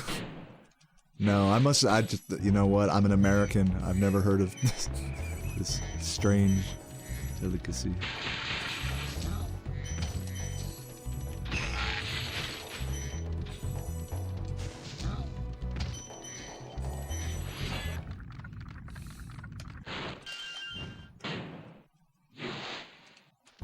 You casually spot me in real life. Oh, are you like in Virginia? I know that seems like there's a few Virginiers in the chat. I would love for you to come say hi to me if you ever saw me out on the street.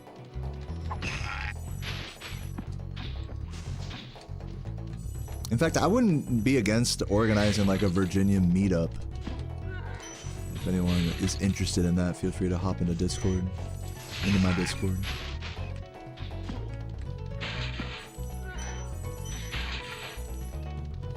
Buy a round of drinks for everyone or something.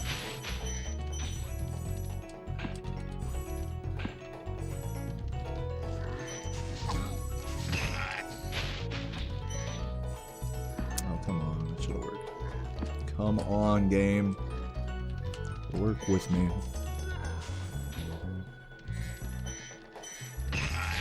No, not virgin meetup. Shit, man, I'd have to bring the whole chat out.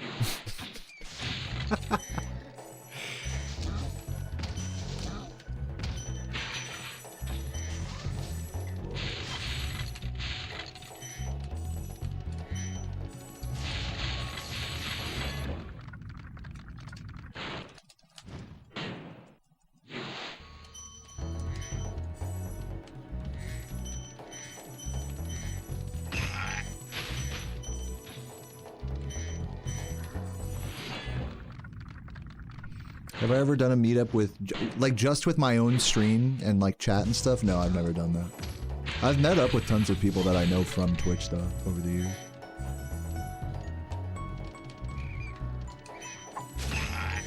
Chatters and streamers and speedrunners alike.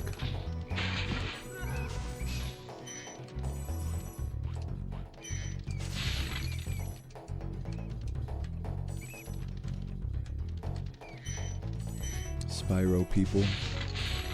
Spyro people and beyond.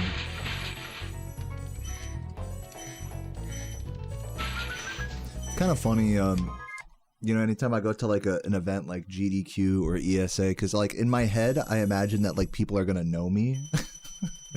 But then like I quickly realized that like Spyro is just such a small niche of the speedrunning community. That it's like unlikely that even if someone is familiar with speedrunning, it's unlikely that they'll know of me. You know, unless they're like really into Spyro specifically, you know? Which is like not many people. So yeah, definitely in a bit of a bubble. Living in a bubble.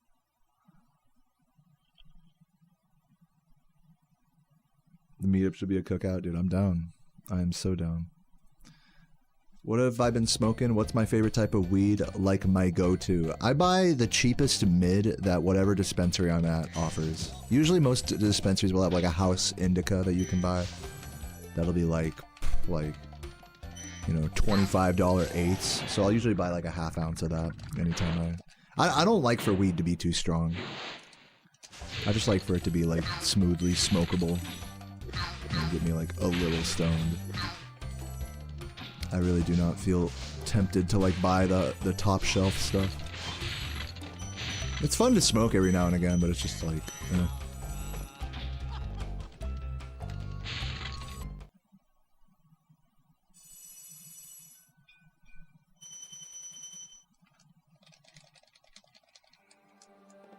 What are the big speedrunning games? Probably like Mario 64, like any like Zelda or Mario like main series game. Like there's always like a big like Super Mario World like modding, you know, community. You know, Pokemon. A lot of the biggest speedrun community games are like games that have gotten a lot of traction on YouTube. So like Pokemon, Mario, Zelda, stuff like this. Now Punch Out, you know, Summoning Solid is a Punch Out player, so Punch Out's pretty popular. That's like, these are the types of games that you'll see like some pretty recognizable like YouTubers, you know, or stuff like that at GDQ.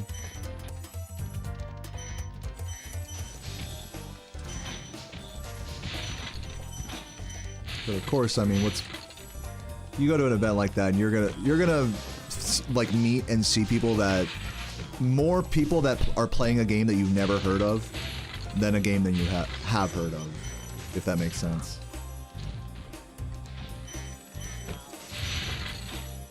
It's not like these events are like dominated by like a particular crowd or any particular popular game crowd. Yeah, Kaizo Mario community always comes out pretty strong at GDQs.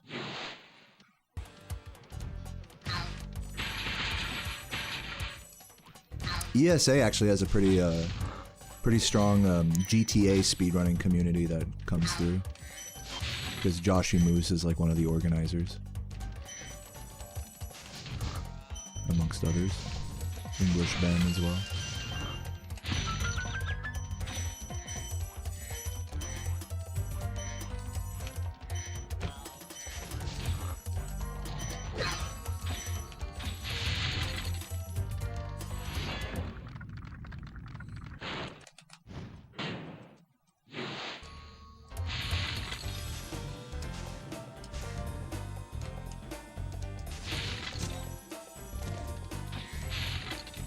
How do we feel about tool-assisted speedruns? I like them. They're pretty cool. How do you feel about them? Now I'm curious how you feel, but do you hate them or something? Who here hates TASes? Let me know.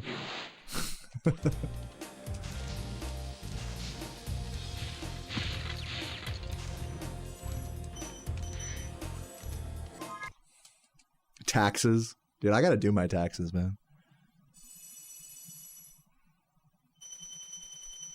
Lemmings is the most popular game. What's Lemmings? I don't even know what that is. Oh my god. Come on.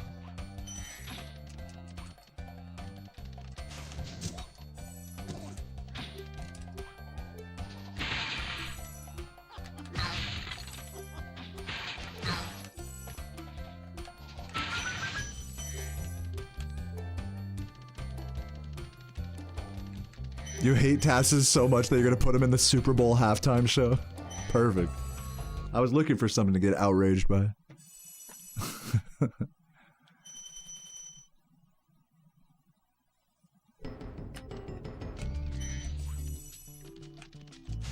Oh my god, dude, come on. Not a good start.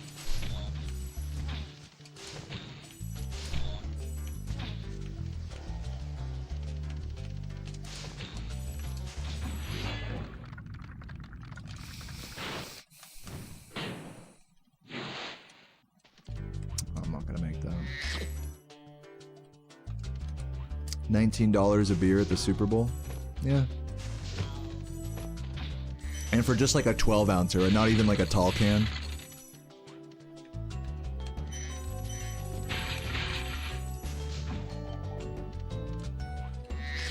I saw a video of a guy that got like a fucking like $150 like supersized hamburger at the Super Bowl. What's up, Michael? How you doing?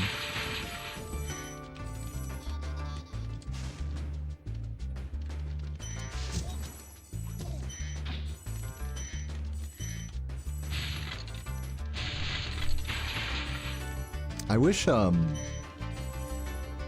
wish American sporting events had the Japanese beer ladies that would like walk around with a keg on their back, and you could just flag them down for beer.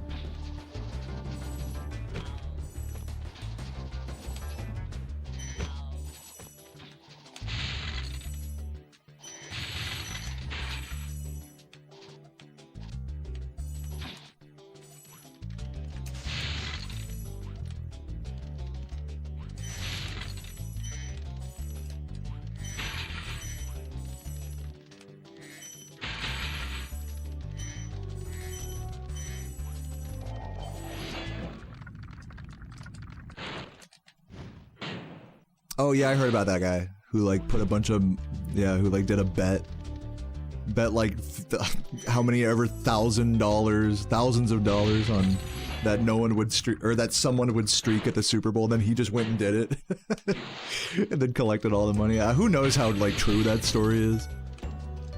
But if it is true, that's pretty cool. Pretty epic.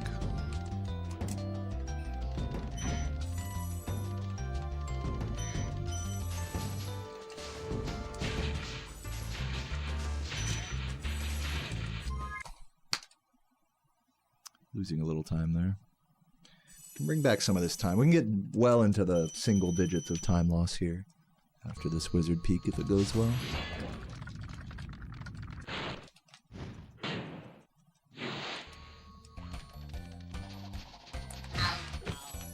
The beer lady comment is, it can be a man. Like, I don't care if it's a lady or not. I just think it'd be cool to have people like walking around, like workers at sporting events, just walking around with a keg of beer, and they'll just pull out the hose and just fill you up whenever. The lady part was not the key there. It was the beer part that I was more interested in.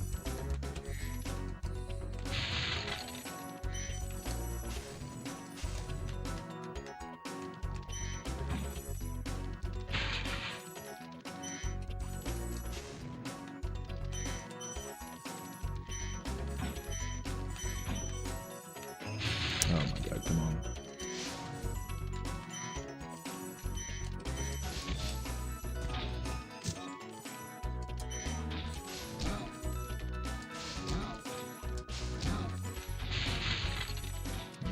Did that wrong.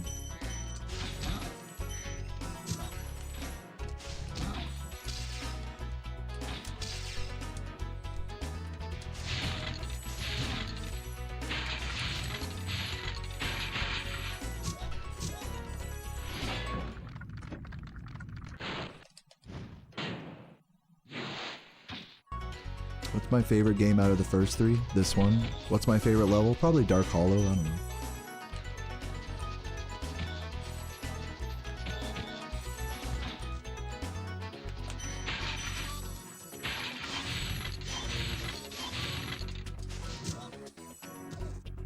Thank you for the good luck, ranting youth.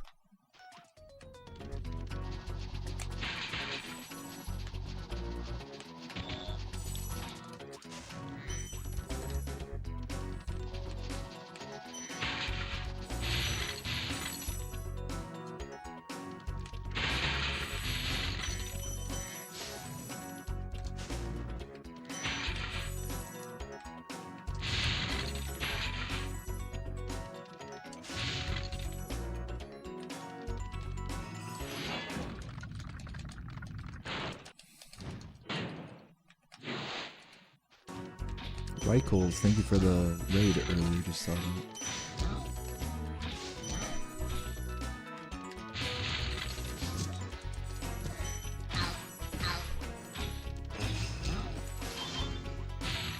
Ugh, come on. So sloppy. Should still be saving a little time here though.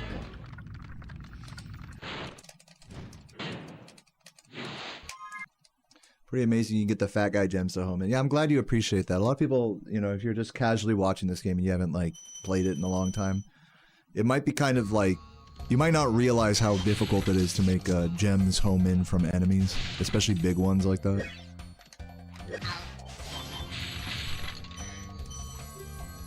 But take it from me, there is an art and science to it. Flame charging, we call it.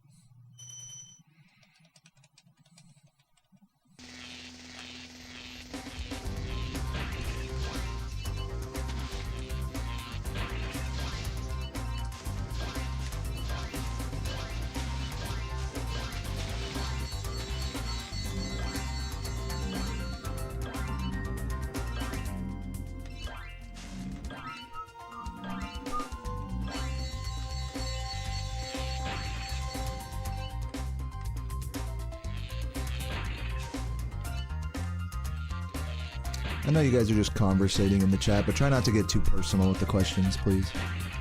Thanks. Unless like you guys are cool with it or whatever.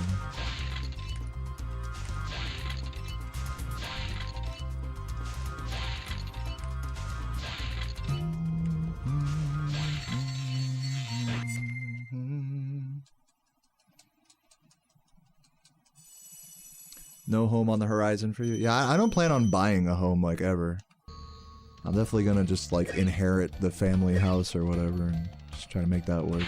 And until then, you know, it is not my problem. I'm just like out here renting a cheap apartment with Sarah, and that's plenty of freedom for me. No, you guys are good. You guys can keep talking. It seems like you're not bothered by it, so it's all good.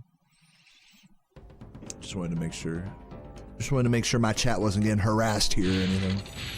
It's all good. You guys can continue to conversate. However.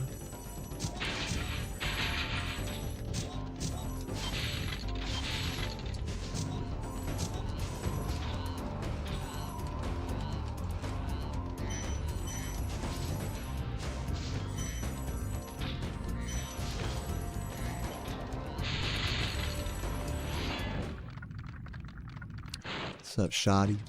Shoddy.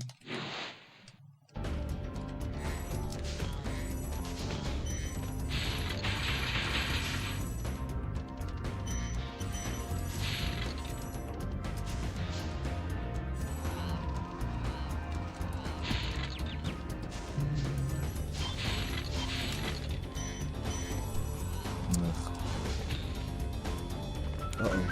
Shit, that was bad. Still saving time, though?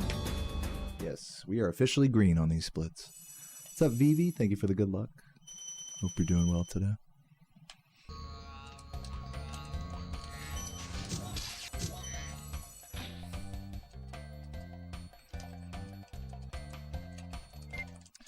You're just a casual observer, but you've tried some of the strats I've done in 120, and I make it look so fucking easy. Yeah, it's not. Some of these strats are easy, to be fair, but like a lot of them are very hard to do consistently first try all the time.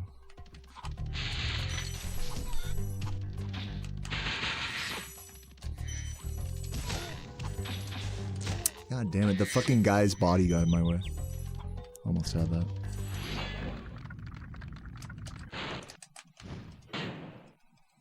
I think a lot of stuff in this game is like,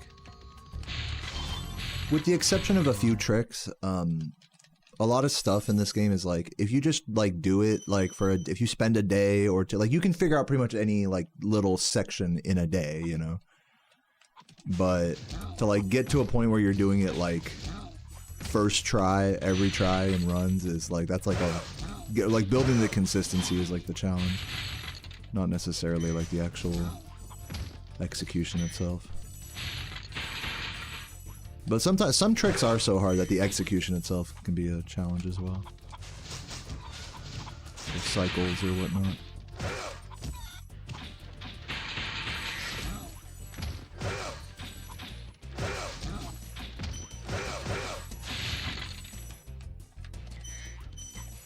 I think I got all those right. I'm gonna like look back and make sure. Oh, yeah. Good thing I checked. Shouldn't have jump charged there. I'm doing alright, Shoddy. Just chilling. Very chill day of runs today. Not being too hardcore at all here.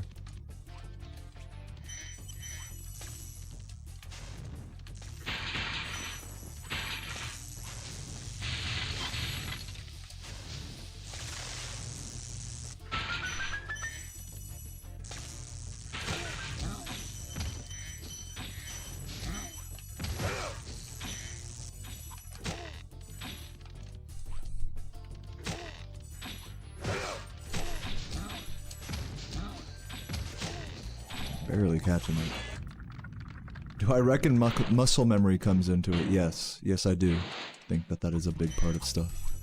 Big part of just speedrunning in general. Muscle memory. Oh god. Rip cycle. Definitely not saving time here.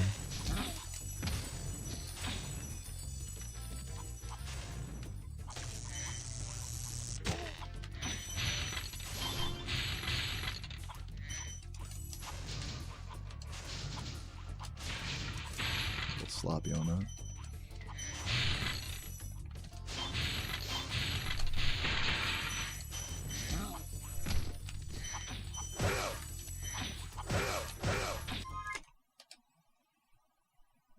You almost beat Wildflight, missed the last flame. Alright, just pay attention to what I do here and just copy it exactly. And then you'll be good. We're about to go to Wildflight next, alright? So lock in, Game Dragon. This one's for you.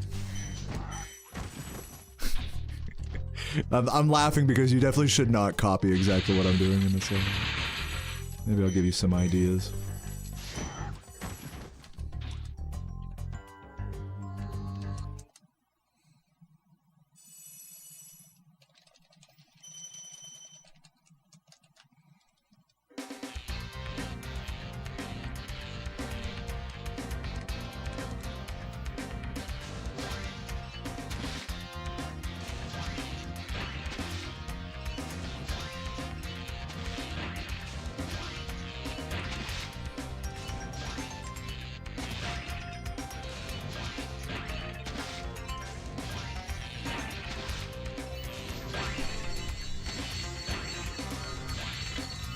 Alright, now do this part exactly like me. Are you ready?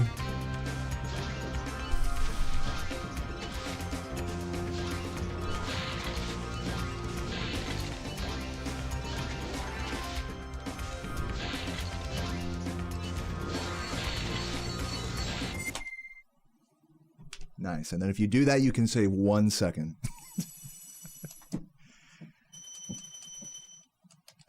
Just do it like that. It's easy.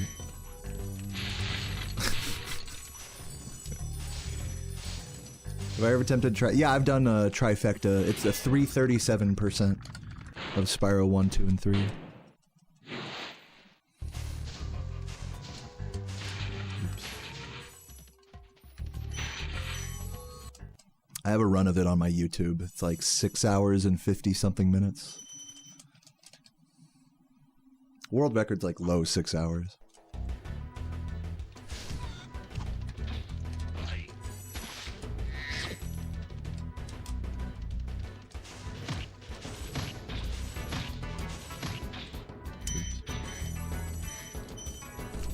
Be a weird setup here. That worked out.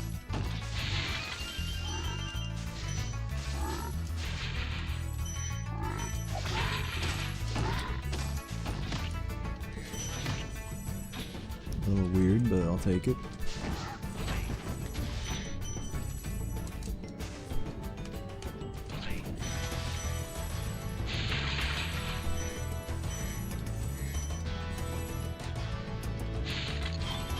Really? Come on.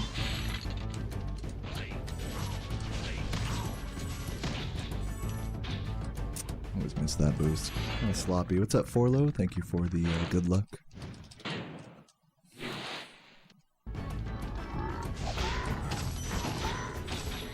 Sloppy. Everything's sloppy.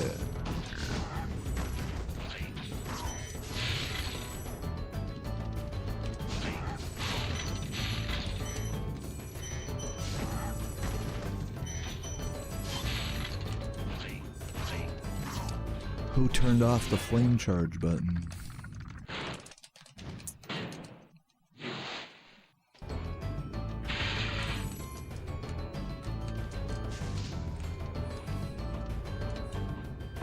Uh-oh.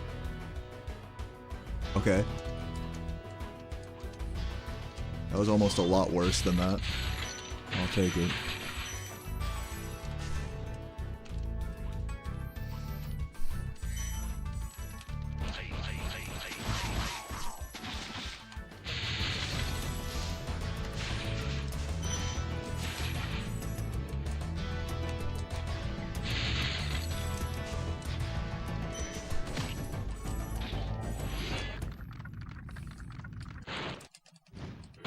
If I ever did a trifecta, like I said, I have done trifecta. I don't plan on doing one anytime soon.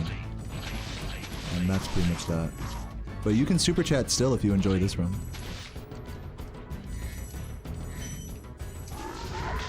Or not. It's all good.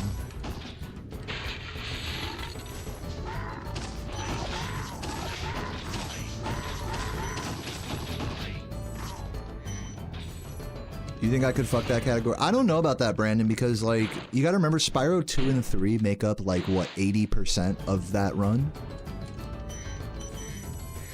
So, like, the game I'm good at, that I have world record in, I could maybe get, like, a 10, at the most, like, 5 to 10 minute lead on the competition, and then I'll instantly be at a huge deficit, like...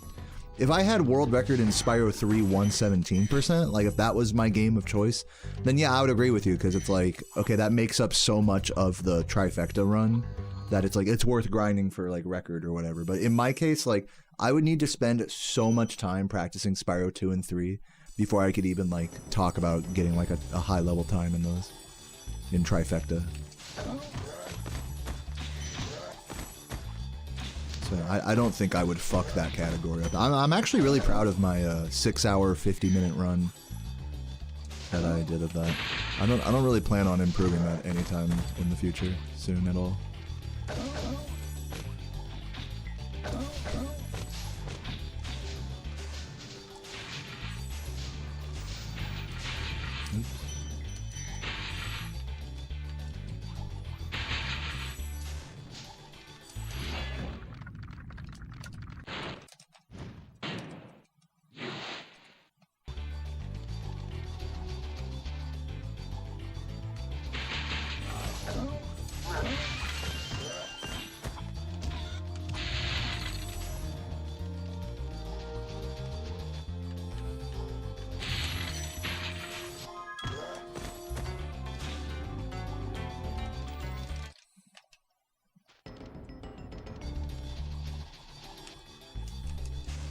Welcome, Bob. Good to see you.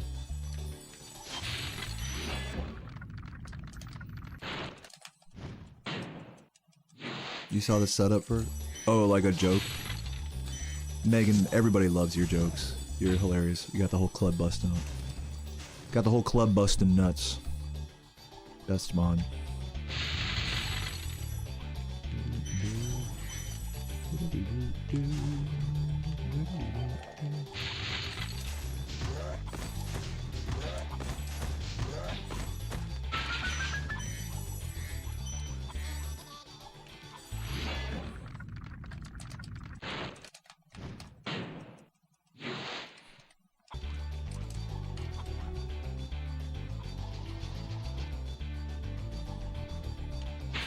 Uh-oh. That's really not what I like to see.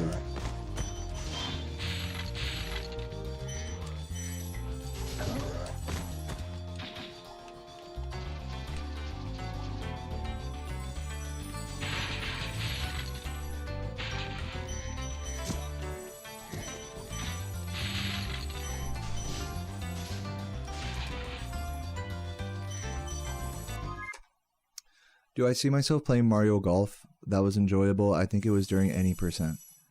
I don't see myself like hardcore like trying to go for runs in that game again. Like maybe I'll casually play it again at some point, but like the short answer to your question is no. I don't plan on grinding more runs of that ever. Right now I'm interested in terms of non-Spyro speedruns. I'm interested in learning Grand Theft Auto San Andreas. It's been a game I've been meaning to learn for a while. In fact, a game I started learning a long time ago and never finished. So that's what I'm currently like most intrigued by.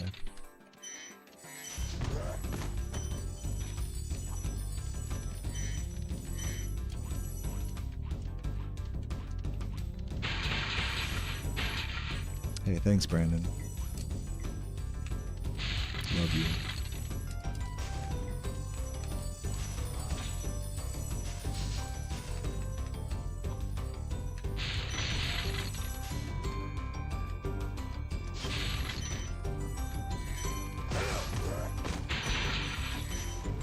Obviously, you know, this, I think this goes without saying, but in case I like need to say it for anyone who's like, what the fuck, he's gonna play a new speed game and stop caring about Spyro?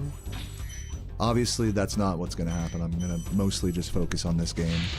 Like, this game is taking up, like, as much of my focus as possible, and if I feel like learning San Andreas after a given day of Spyro grinding, then I'll get to it, you know, but it's not really, it's really not something I'm trying to, you know, prioritize. Just trying to focus on this category, not Spyro 2, not Spyro 3, not any other game really in a serious way. Maybe a little bit of San Andreas learning, maybe a few beers, you know, post Spyro grind, like, if it's the vibe, like, but really, I want to make this super clear. I only really plan on grinding this category for the prolonged future, like, in a serious way. So, before anyone asks me any other, like, deep cut, like, speed questions, you know, like, hey, I saw you did a run of Crash Team Racing, like, 3 years ago, you know, like, no, I don't. I do not plan on returning to any of that.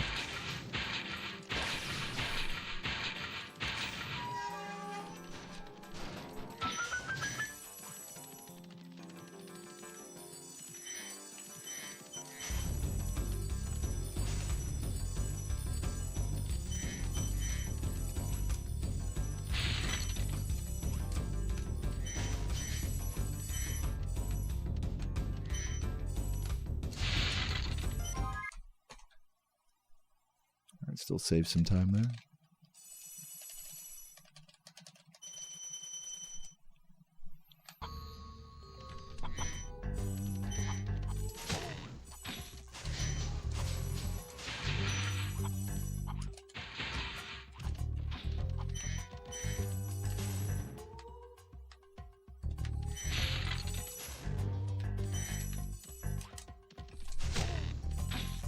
I could have gone down to the boxes, but alas.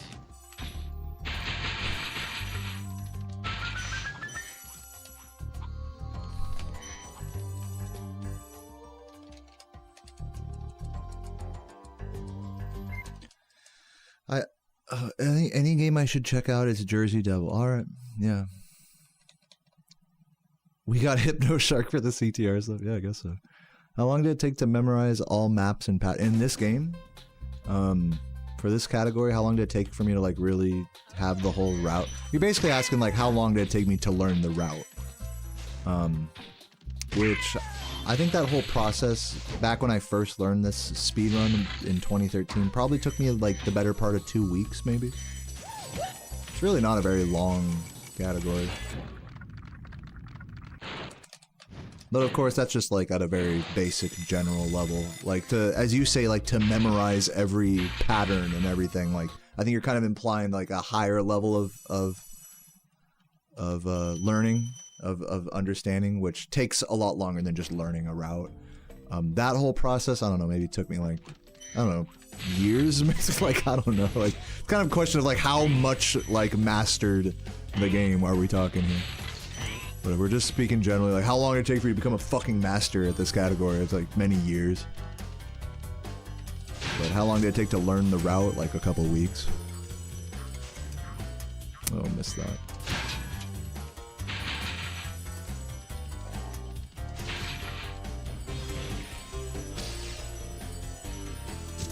Dude, that is just really unfortunate. That killed my entire run. I'm gonna be like plus 40 here now. That was the worst thing that could have happened there. Losing all this time for that. That's one, just for that mistake alone, I am not getting a 121 anymore. It's unfortunate.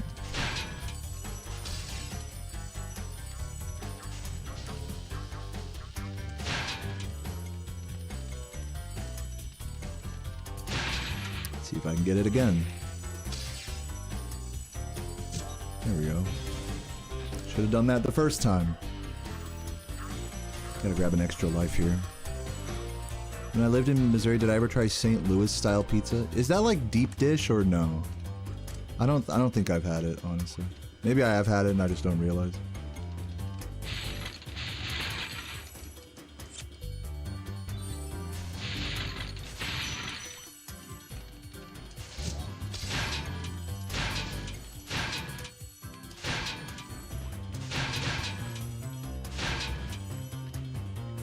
Do I play on console or use it? I play on a PS2, so yes, console.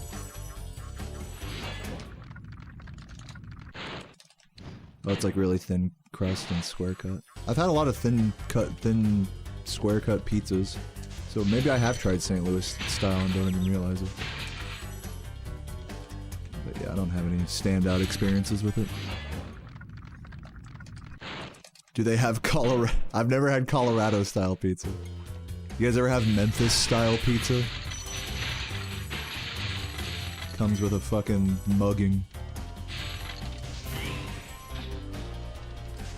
My favorite kind of pizza is Antarctic style pizza. It's just an ice cube.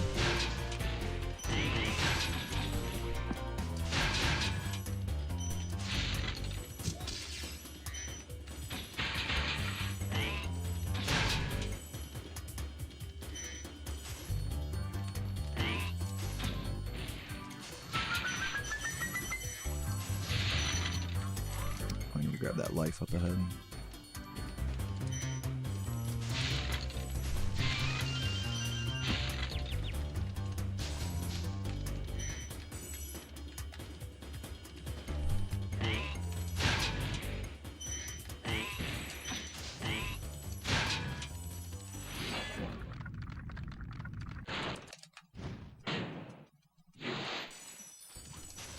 DoorDash from Antarctica. Like, damn, this delivery fee is pretty crazy. Ugh, whatever. Would have liked to have one of those mushrooms, but whatever.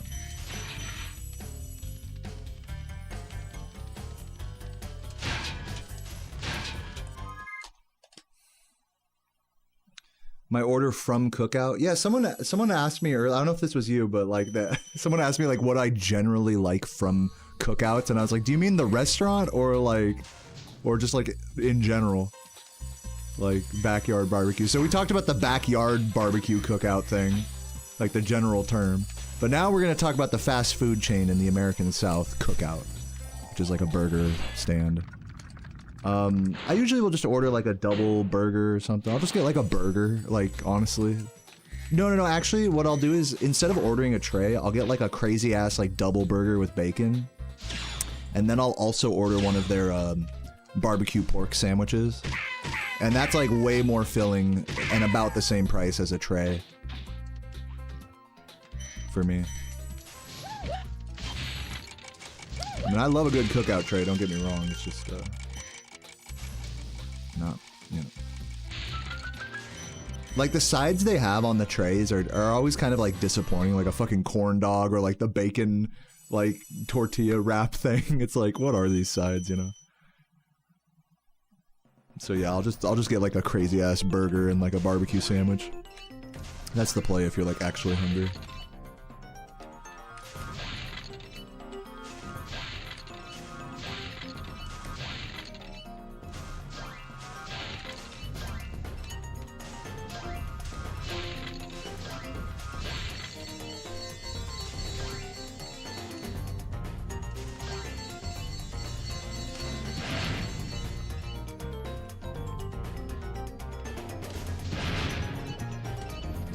Raising Cane's is garbage.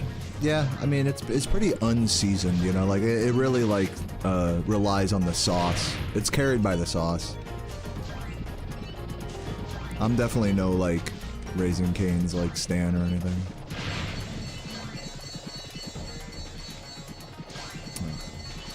Fuck that up. Supposed to pause there, but alas.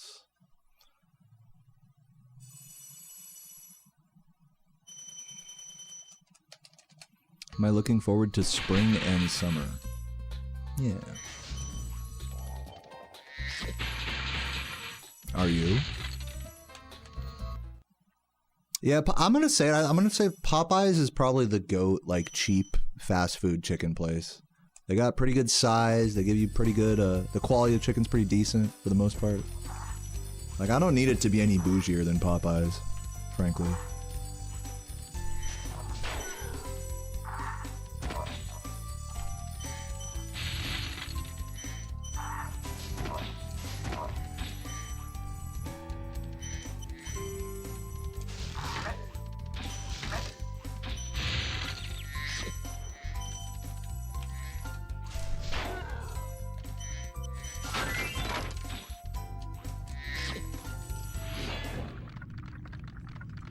Any RuneScape today? Probably not. I'm trying to just kind of take it easy after... Probably once I'm done with this run, I'll probably go offline, I think.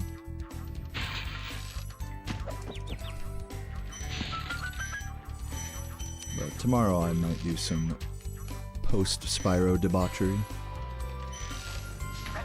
I do still need to pick up my car from the brewery. I left it out yesterday.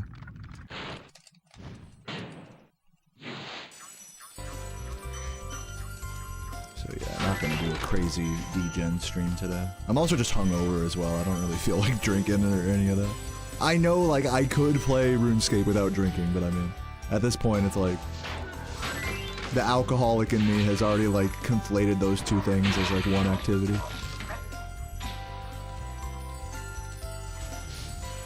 You've done it. Hey, congrats Game Dragon on 120%ing Reignited for the first time.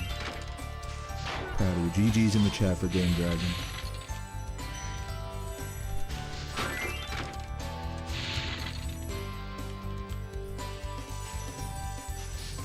Watch 10 hours of my videos. Oh, thanks for checking it out, Thomas. I appreciate you.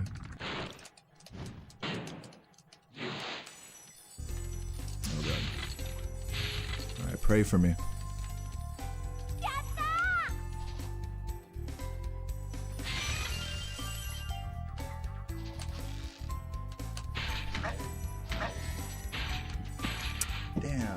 That too. Fucking had that. Jumped a little too early there, actually.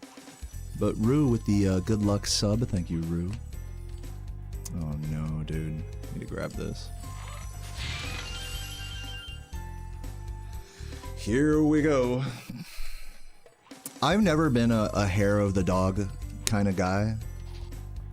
I know that's like very common amongst alcoholics is to like just drink more to repair your hangover. But that strategy does not work at all for me. Maybe I'm just not that deep into alcoholism to where that strat is like viable, but like my body, like when I'm hungover, like my body, all it wants is like hydration, you know? So like even drinking like too much coffee will give me a crazy headache. So if I drank like more alcohol, it would just make me feel shittier. Like, yeah, like maybe like the initial buzz might be like okay, but it's just, I don't know. It's like the net effect is bad. When I'm hungover, I'm like doing everything in my power to like put good things in my body and just rest and stuff. So that way I can get back to drinking like hopefully by that evening or whatever. That's like more my strat.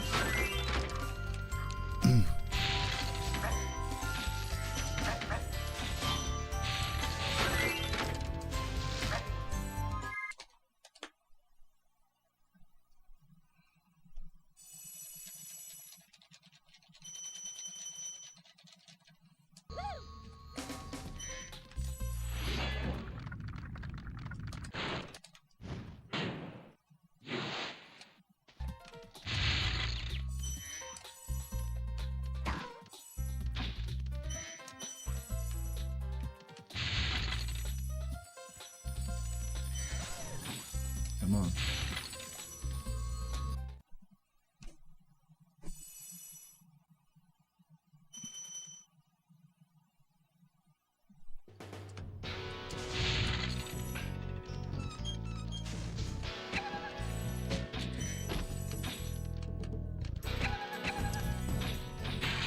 Yeah, you're saying like when you wake up with a hangover, you're like timing how long the morning after beer is before you eat.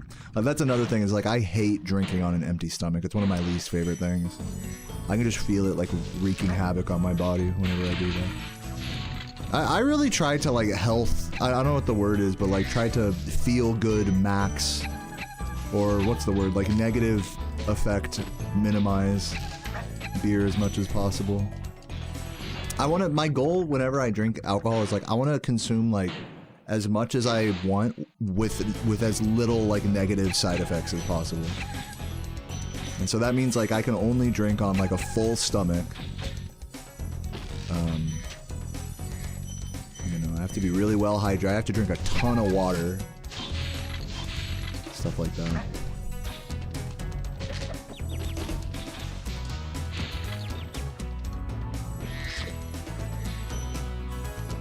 Like I just fucking hate hangovers. They're like my least favorite thing. And if I have a hangover, I will just like be dwelling on it all day. It'll like ruin my whole like next day or whatever.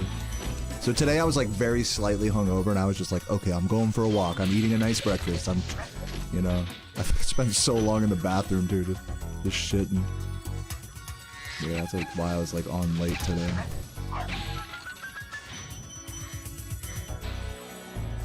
So yeah, so if I like drank a beer this morning, I would feel so shitty. I'd be like, dude, that's fucking, it's trash, dude.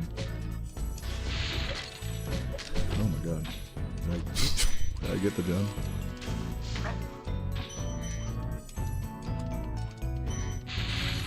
I mean, electrolyte beverages are fine. I prefer to get like those types of nutrients from fruit though, like raw fruit, like berries and things of that nature. I find that to be a better source of that type of energizingness, like just raw fruits, salt, pickles, things like that. Those seem like a better source of rejuvenation when you're vitamin deficient than like an electrolyte beverage, in my experience. I mean, if all I got is like a fucking, you know, Gatorade and nothing else, then yeah, I'll drink that, but since they're such processed drinks, it's like they don't really end up making me feel better. Again, like the goal of any like hangover day is to like feel as good as possible with what I'm putting in my body.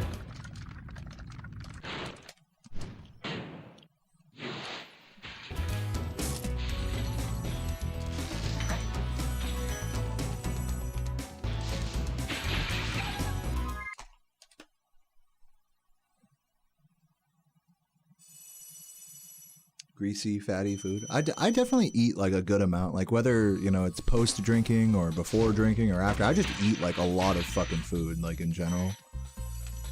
So it's not necessarily that I need like a super greasy, like, you know, big ass meal for breakfast when I'm hungover.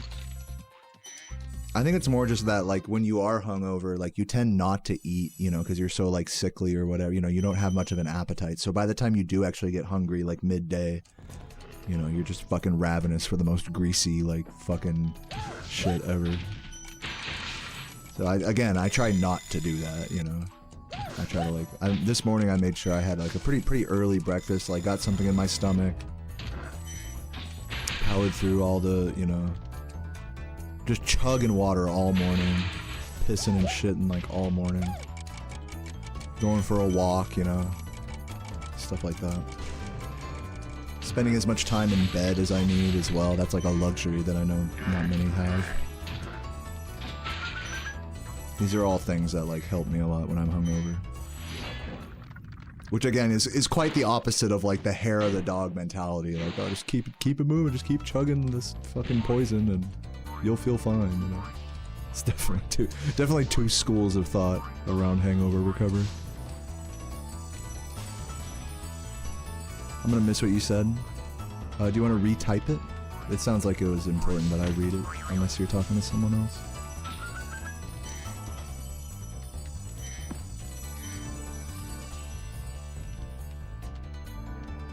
Chris Campbell's talking about Z-biotics. Oh, sorry. You're still like when I was addressing the person talking about Gatorade or whatever, I was talking about something they weren't. Like I misinterpreted what they were talking about. Am I understanding this correctly?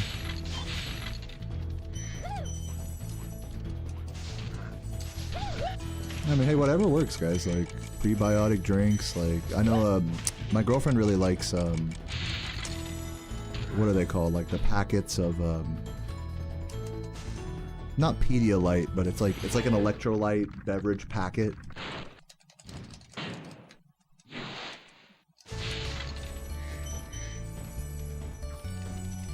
So yeah, whatever works, guys. Like Liquid IV, that's what it is. Yep.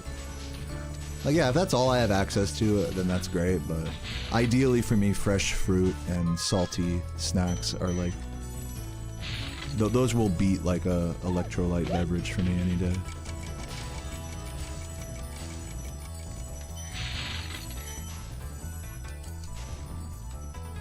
And tons of water, of course.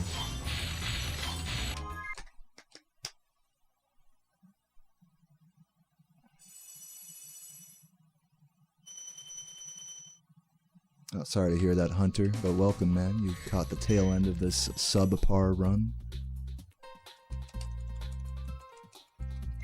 Pre-drinking, no hangover supplement. The best, again, like in my experience. Now, I know there's all sorts of like pre-drinking like beverages that you can have. These are actually really popular in Japan as well, but I know they exist out here.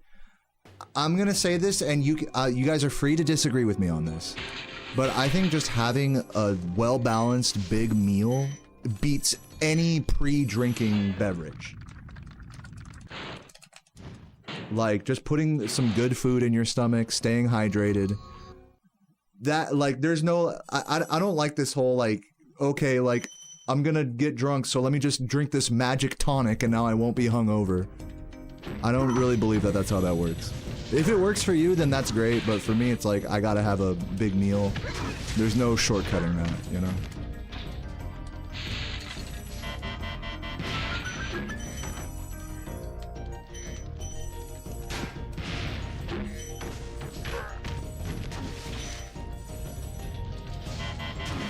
I don't really buy into like a lot of like the hangover cure type stuff. Again, if it's all I have access to is like, you know, Pedialyte, Gatorade, whatever, then yeah, you know, then I'll take it. You know, I'll eat it all. You know, I'm not like against it. It's just that like I think taking a more I think it's foolhardy to rely on like processed beverages and things to like solve hangovers for yourself. But again, if it works for you, then I say more power to you.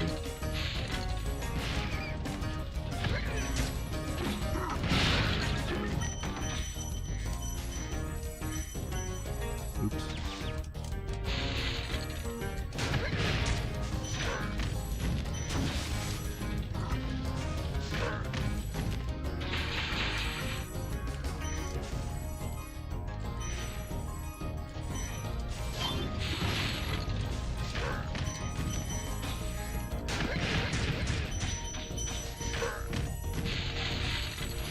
You got sober at the beginning of 2026. Congrats, Mel.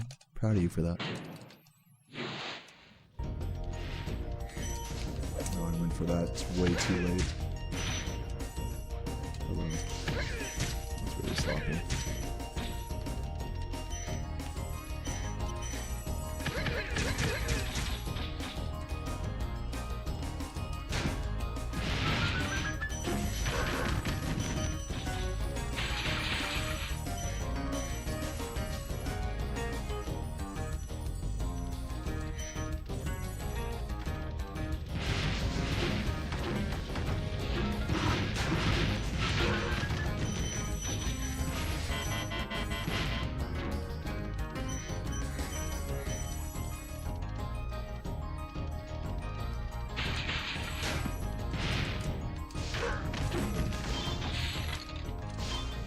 Dude. Come on, man. Holy shit. Pretty bad level.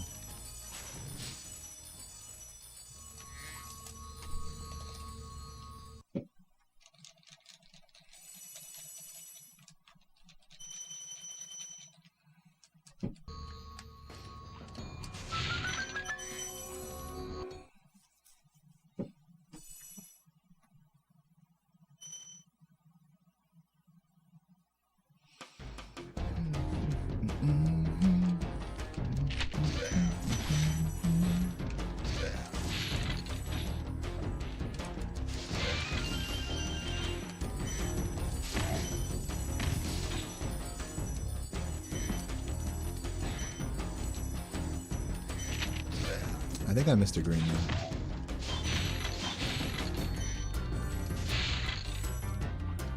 Oh, no, I got it.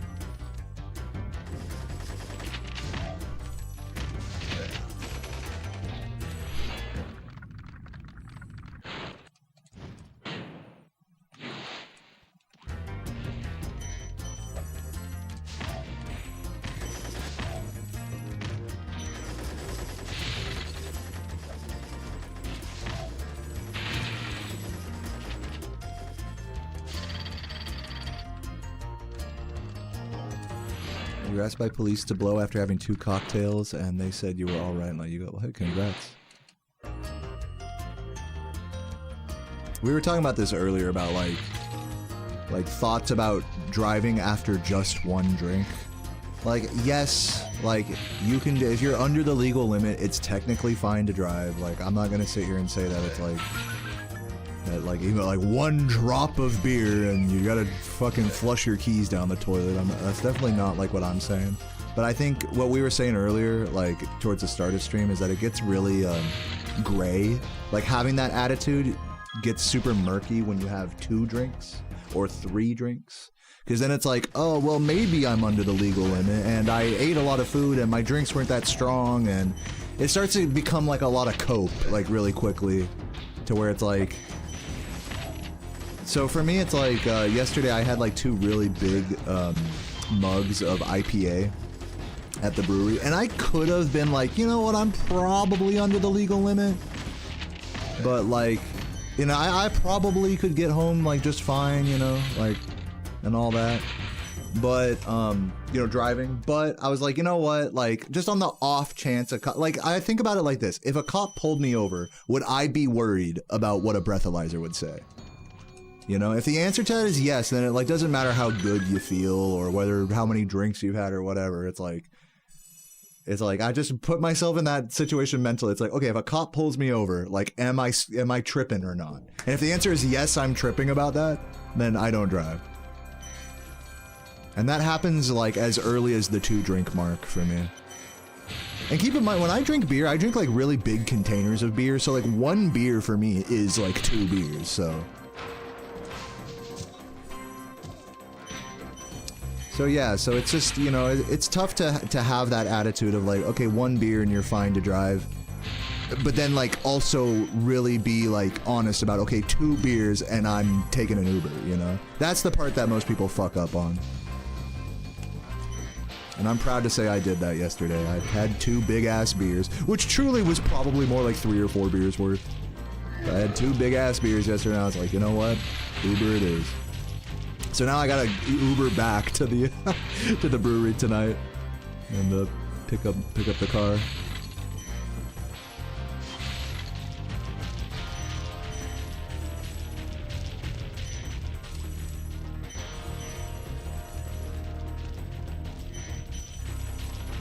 the legal limit's actually higher than dangerous driving threshold. Really? You know what? And like, I'm not trying to make light of it. I definitely agree with you.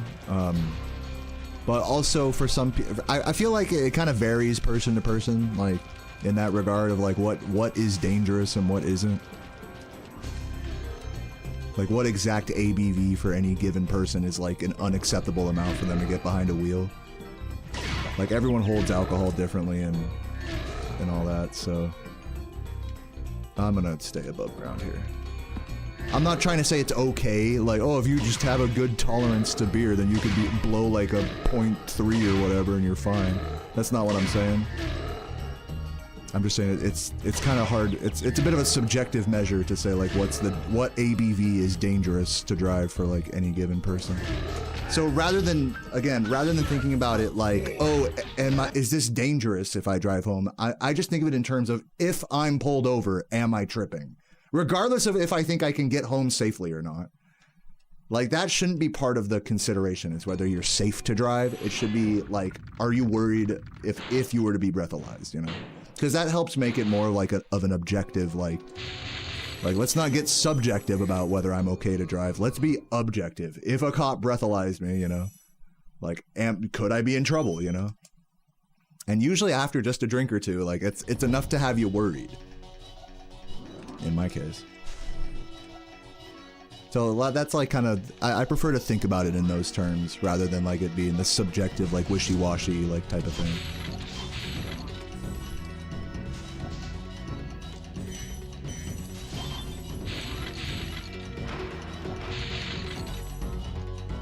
And it's not even that like I'm over the legal limit or under the legal limit, I'm just like not sure, you know?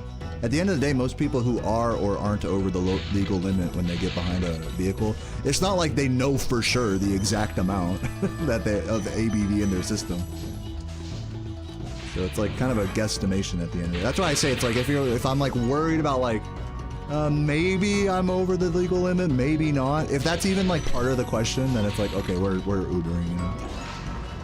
And again, that's independent of like, can I operate a vehicle safely? That's like, those are independent like thought processes. So yeah, I think that's like a goated strat, is to not think, am I safe to drive, but would I get in trouble if a cop pulled me over?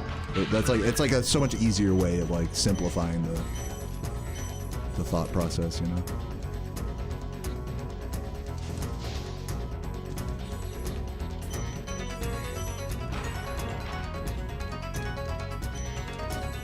But yeah, either way, guys, drinking and driving is terrible, you know? Even if you just have one drink, you know? You're really risking a lot by getting behind the wheel. Even if you're fine and you're under the legal limit and all that. It's a risk better not taking, you know?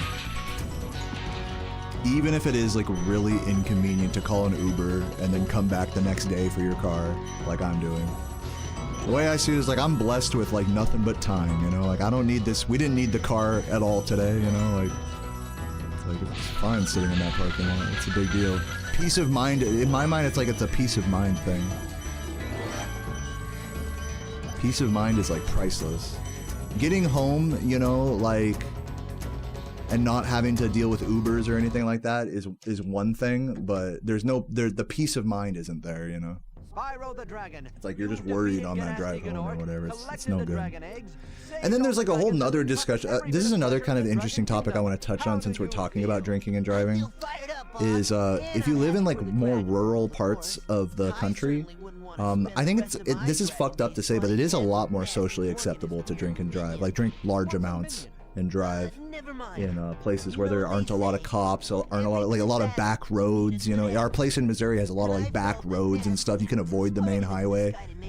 And you know, there's definitely been a few times, not where I've drinking and driven, but I've been like with my family at gatherings, you know, family gatherings, and then, you know, we all, you know, kind of squad home, and, you know, we're all tipsy, you know. And so it's just like it's definitely more social. Like in rural parts of America, there's definitely a more socially acceptable element to drinking and driving, which again is horrible. It's fucked up, you know. It's not, you know, that's like another interesting consideration on the topic.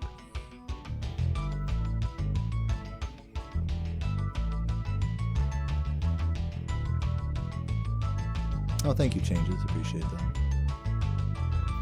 So yeah, 123.08. This is very similar to the run I got the other day. Not very good. This run could have 121 if I didn't miss... When I missed Wizard Proxy in Haunted Towers, it just all went to shit. I was 121 pace entering Dreamweavers, but yeah, I lost like a good 2 minutes in the end game, understandably.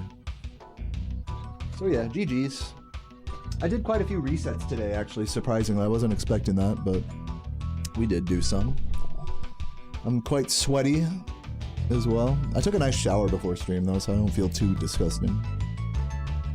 But yeah, I'm pretty tired. I'm gonna call it here, I think, guys, and go get the fucking car.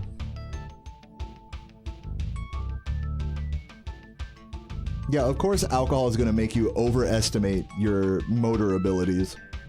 That's like another like fucked up irony of the drug, is that it's like, yeah, you can drive with just a little bit, and it's like okay, but like when you drink a little bit, you start to think, oh, okay, well I'm fine, so let me drink a little more, and then I'm fine. You know, it's like a very evil drug. It makes you think you're capable of things that you're not, which for the sake of this discussion is really fucking bad. So yeah. Alcohol is terrible. Moral of the story, alcohol is terrible. You shouldn't have to play these. Let's like take a step back. You know, I'm sure there's a lot of you guys here who don't drink. It's like, how much easier would it be if like you didn't have to think about any of this? You know, you could just enjoy yourself and just fucking do whatever. As long as you don't drink alcohol, like, it's like, okay, I can drive you guys home. I can, you know, whatever. I can chill out, you know. You realize when you're the most sober person at an event where people are drinking that alcohol just makes people fucking stupid and cringe and dumb. And in their heads, like the people drinking, in their heads, they're like, oh yeah, I'm cutting loose or whatever, but really you're just being a fucking dumbass.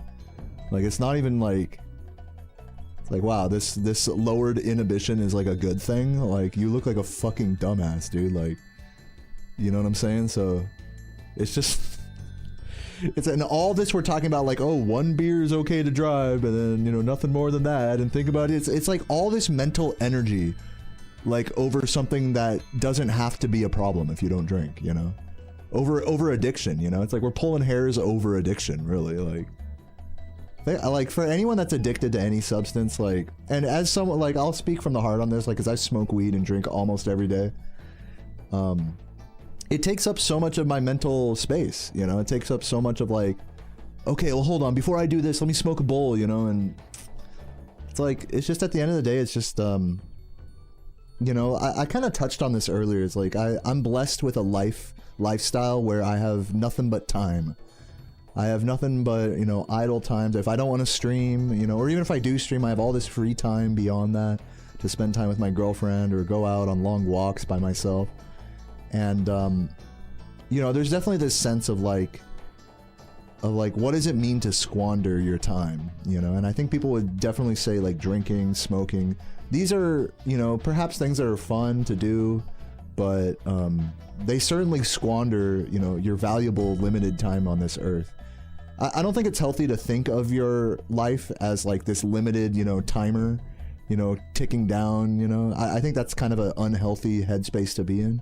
But it is very true when it comes to, you know, how much headspace, how much thought, you know, stuff like drinking and smoking can take up on a night, you know. So just worth just another kind of just a step back, you know, and look at the whole picture kind of moment. American tourists are so loud, yeah, that's true. Alcohol's cheaper than pain meds. Hey man, I respect it. What's up, Boomer? I see you. You'll donate $1 for a CTR speedrun? Dude, even for $100, I would not do that. Lovely vibes say. Thank you, Len. Yeah, good vibes all around. Who said beard notes? What do you say? I'd much rather my driver be high than drunk. Yeah, I don't know. I mean, I'm the type of guy that, like, even if I smoke weed, this is another thing. Talk about like socially acceptable but still fucked up things. on the topic of drugs and driving is it's a lot more socially acceptable to be stoned, just like what you were saying. It's a lot more socially acceptable to be stoned in driving than it is to be drunk in driving. And you can say what you will about how much more dangerous one is than the other, but in my experience being high, I become an overly defensive driver if I'm on the road after having smoked weed. So I consider it, for me, I consider that dangerous. I would consider that, if anything, in my case, just with my experience with weed and alcohol, I would almost say that being stoned and driving is a worse experience than being, you know, having a drink and driving, even though society views those things differently. Either way, I mean, like, in the eyes of the law, if you're stoned and driving, or if your car smells like weed, that's still a fucking driving while intoxicated charge. You know, it's not like, it's just weed, oh, you're good, you know. Stoners kind of get into this headspace of like, oh, if a cop catches me with weed, like, they're not gonna do anything. It's like, if you're in the driver's seat of a car and your car smells like weed, you're in trouble, dude. You're in a lot of trouble. Even if you're not even high. And if you are high, game over. You know, it's really nothing to play around with. And yet we treat like hotboxing cars like it's no big deal, you know. It's like, it's just fucked up. It's fucked up how relaxed we are about some forms of inebriated driving versus other forms. The context, like we were saying, in rural areas, it's more socially acceptable to drunk drive. It's just like, it should just be considered fucked up, like, around the board. There shouldn't be a situation where it's like, oh, this is okay, this little bit of of this drug, but that's just how we operate. We operate in like trying to find like the okay version, try to walk that line, because that's what addiction does to you. It makes you want to like figure it out and make it all work, even if you don't have any money or whatever. When you hear stories about former drug addicts, I love watching like drug addict stories on YouTube, and one thing they'll say a lot is I've never been like, you know, talking from their perspectives, they said, oh, well, I've never been rich or anything, you know, I've never been much of a hustler, you know, I'm pretty lazy and all this, but if I run out of, you know, whatever drug, coke, let's say, if I run out of coke, dude, I will find a way to get 40 bucks, 50 bucks by the end of the day, even if that, you know, if that means stealing or whatever. It's like crazy how much addiction can change your entire like lifestyle, you know, approach. Like when you want something so bad that like you'll go to, you know, you'll stop at nothing. It's like you go from being this like lazy, you know, fucking whatever to like, all right, I'm gonna get 40 bucks even if I have to beat up an old lady for it, you know. It's like I guess just get addicted to something if you want to be a hustler. if you want to get into the grind set. Kidding.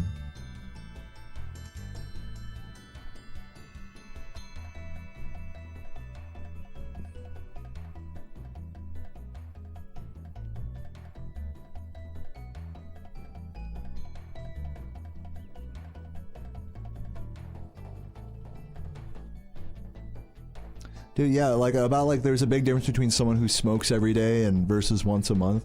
I think this is another thing, is I think that's true for alcohol as well. Like people that consume alcohol frequently tend to have like a better sense of like how inebriated they are. Now, does that mean it's okay for them to, you know, just because they seem to have it more together, that doesn't mean it's okay for them to operate a vehicle, but yeah, that is another consideration as people walk this line of addiction, but of functional addiction.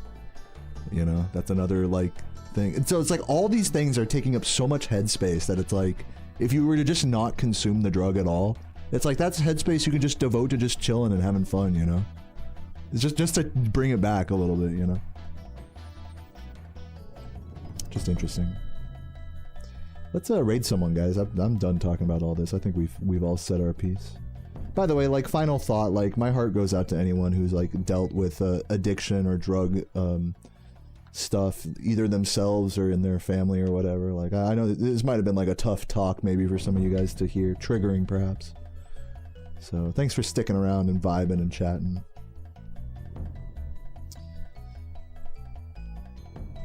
Let's see here. Let's raid Jordy.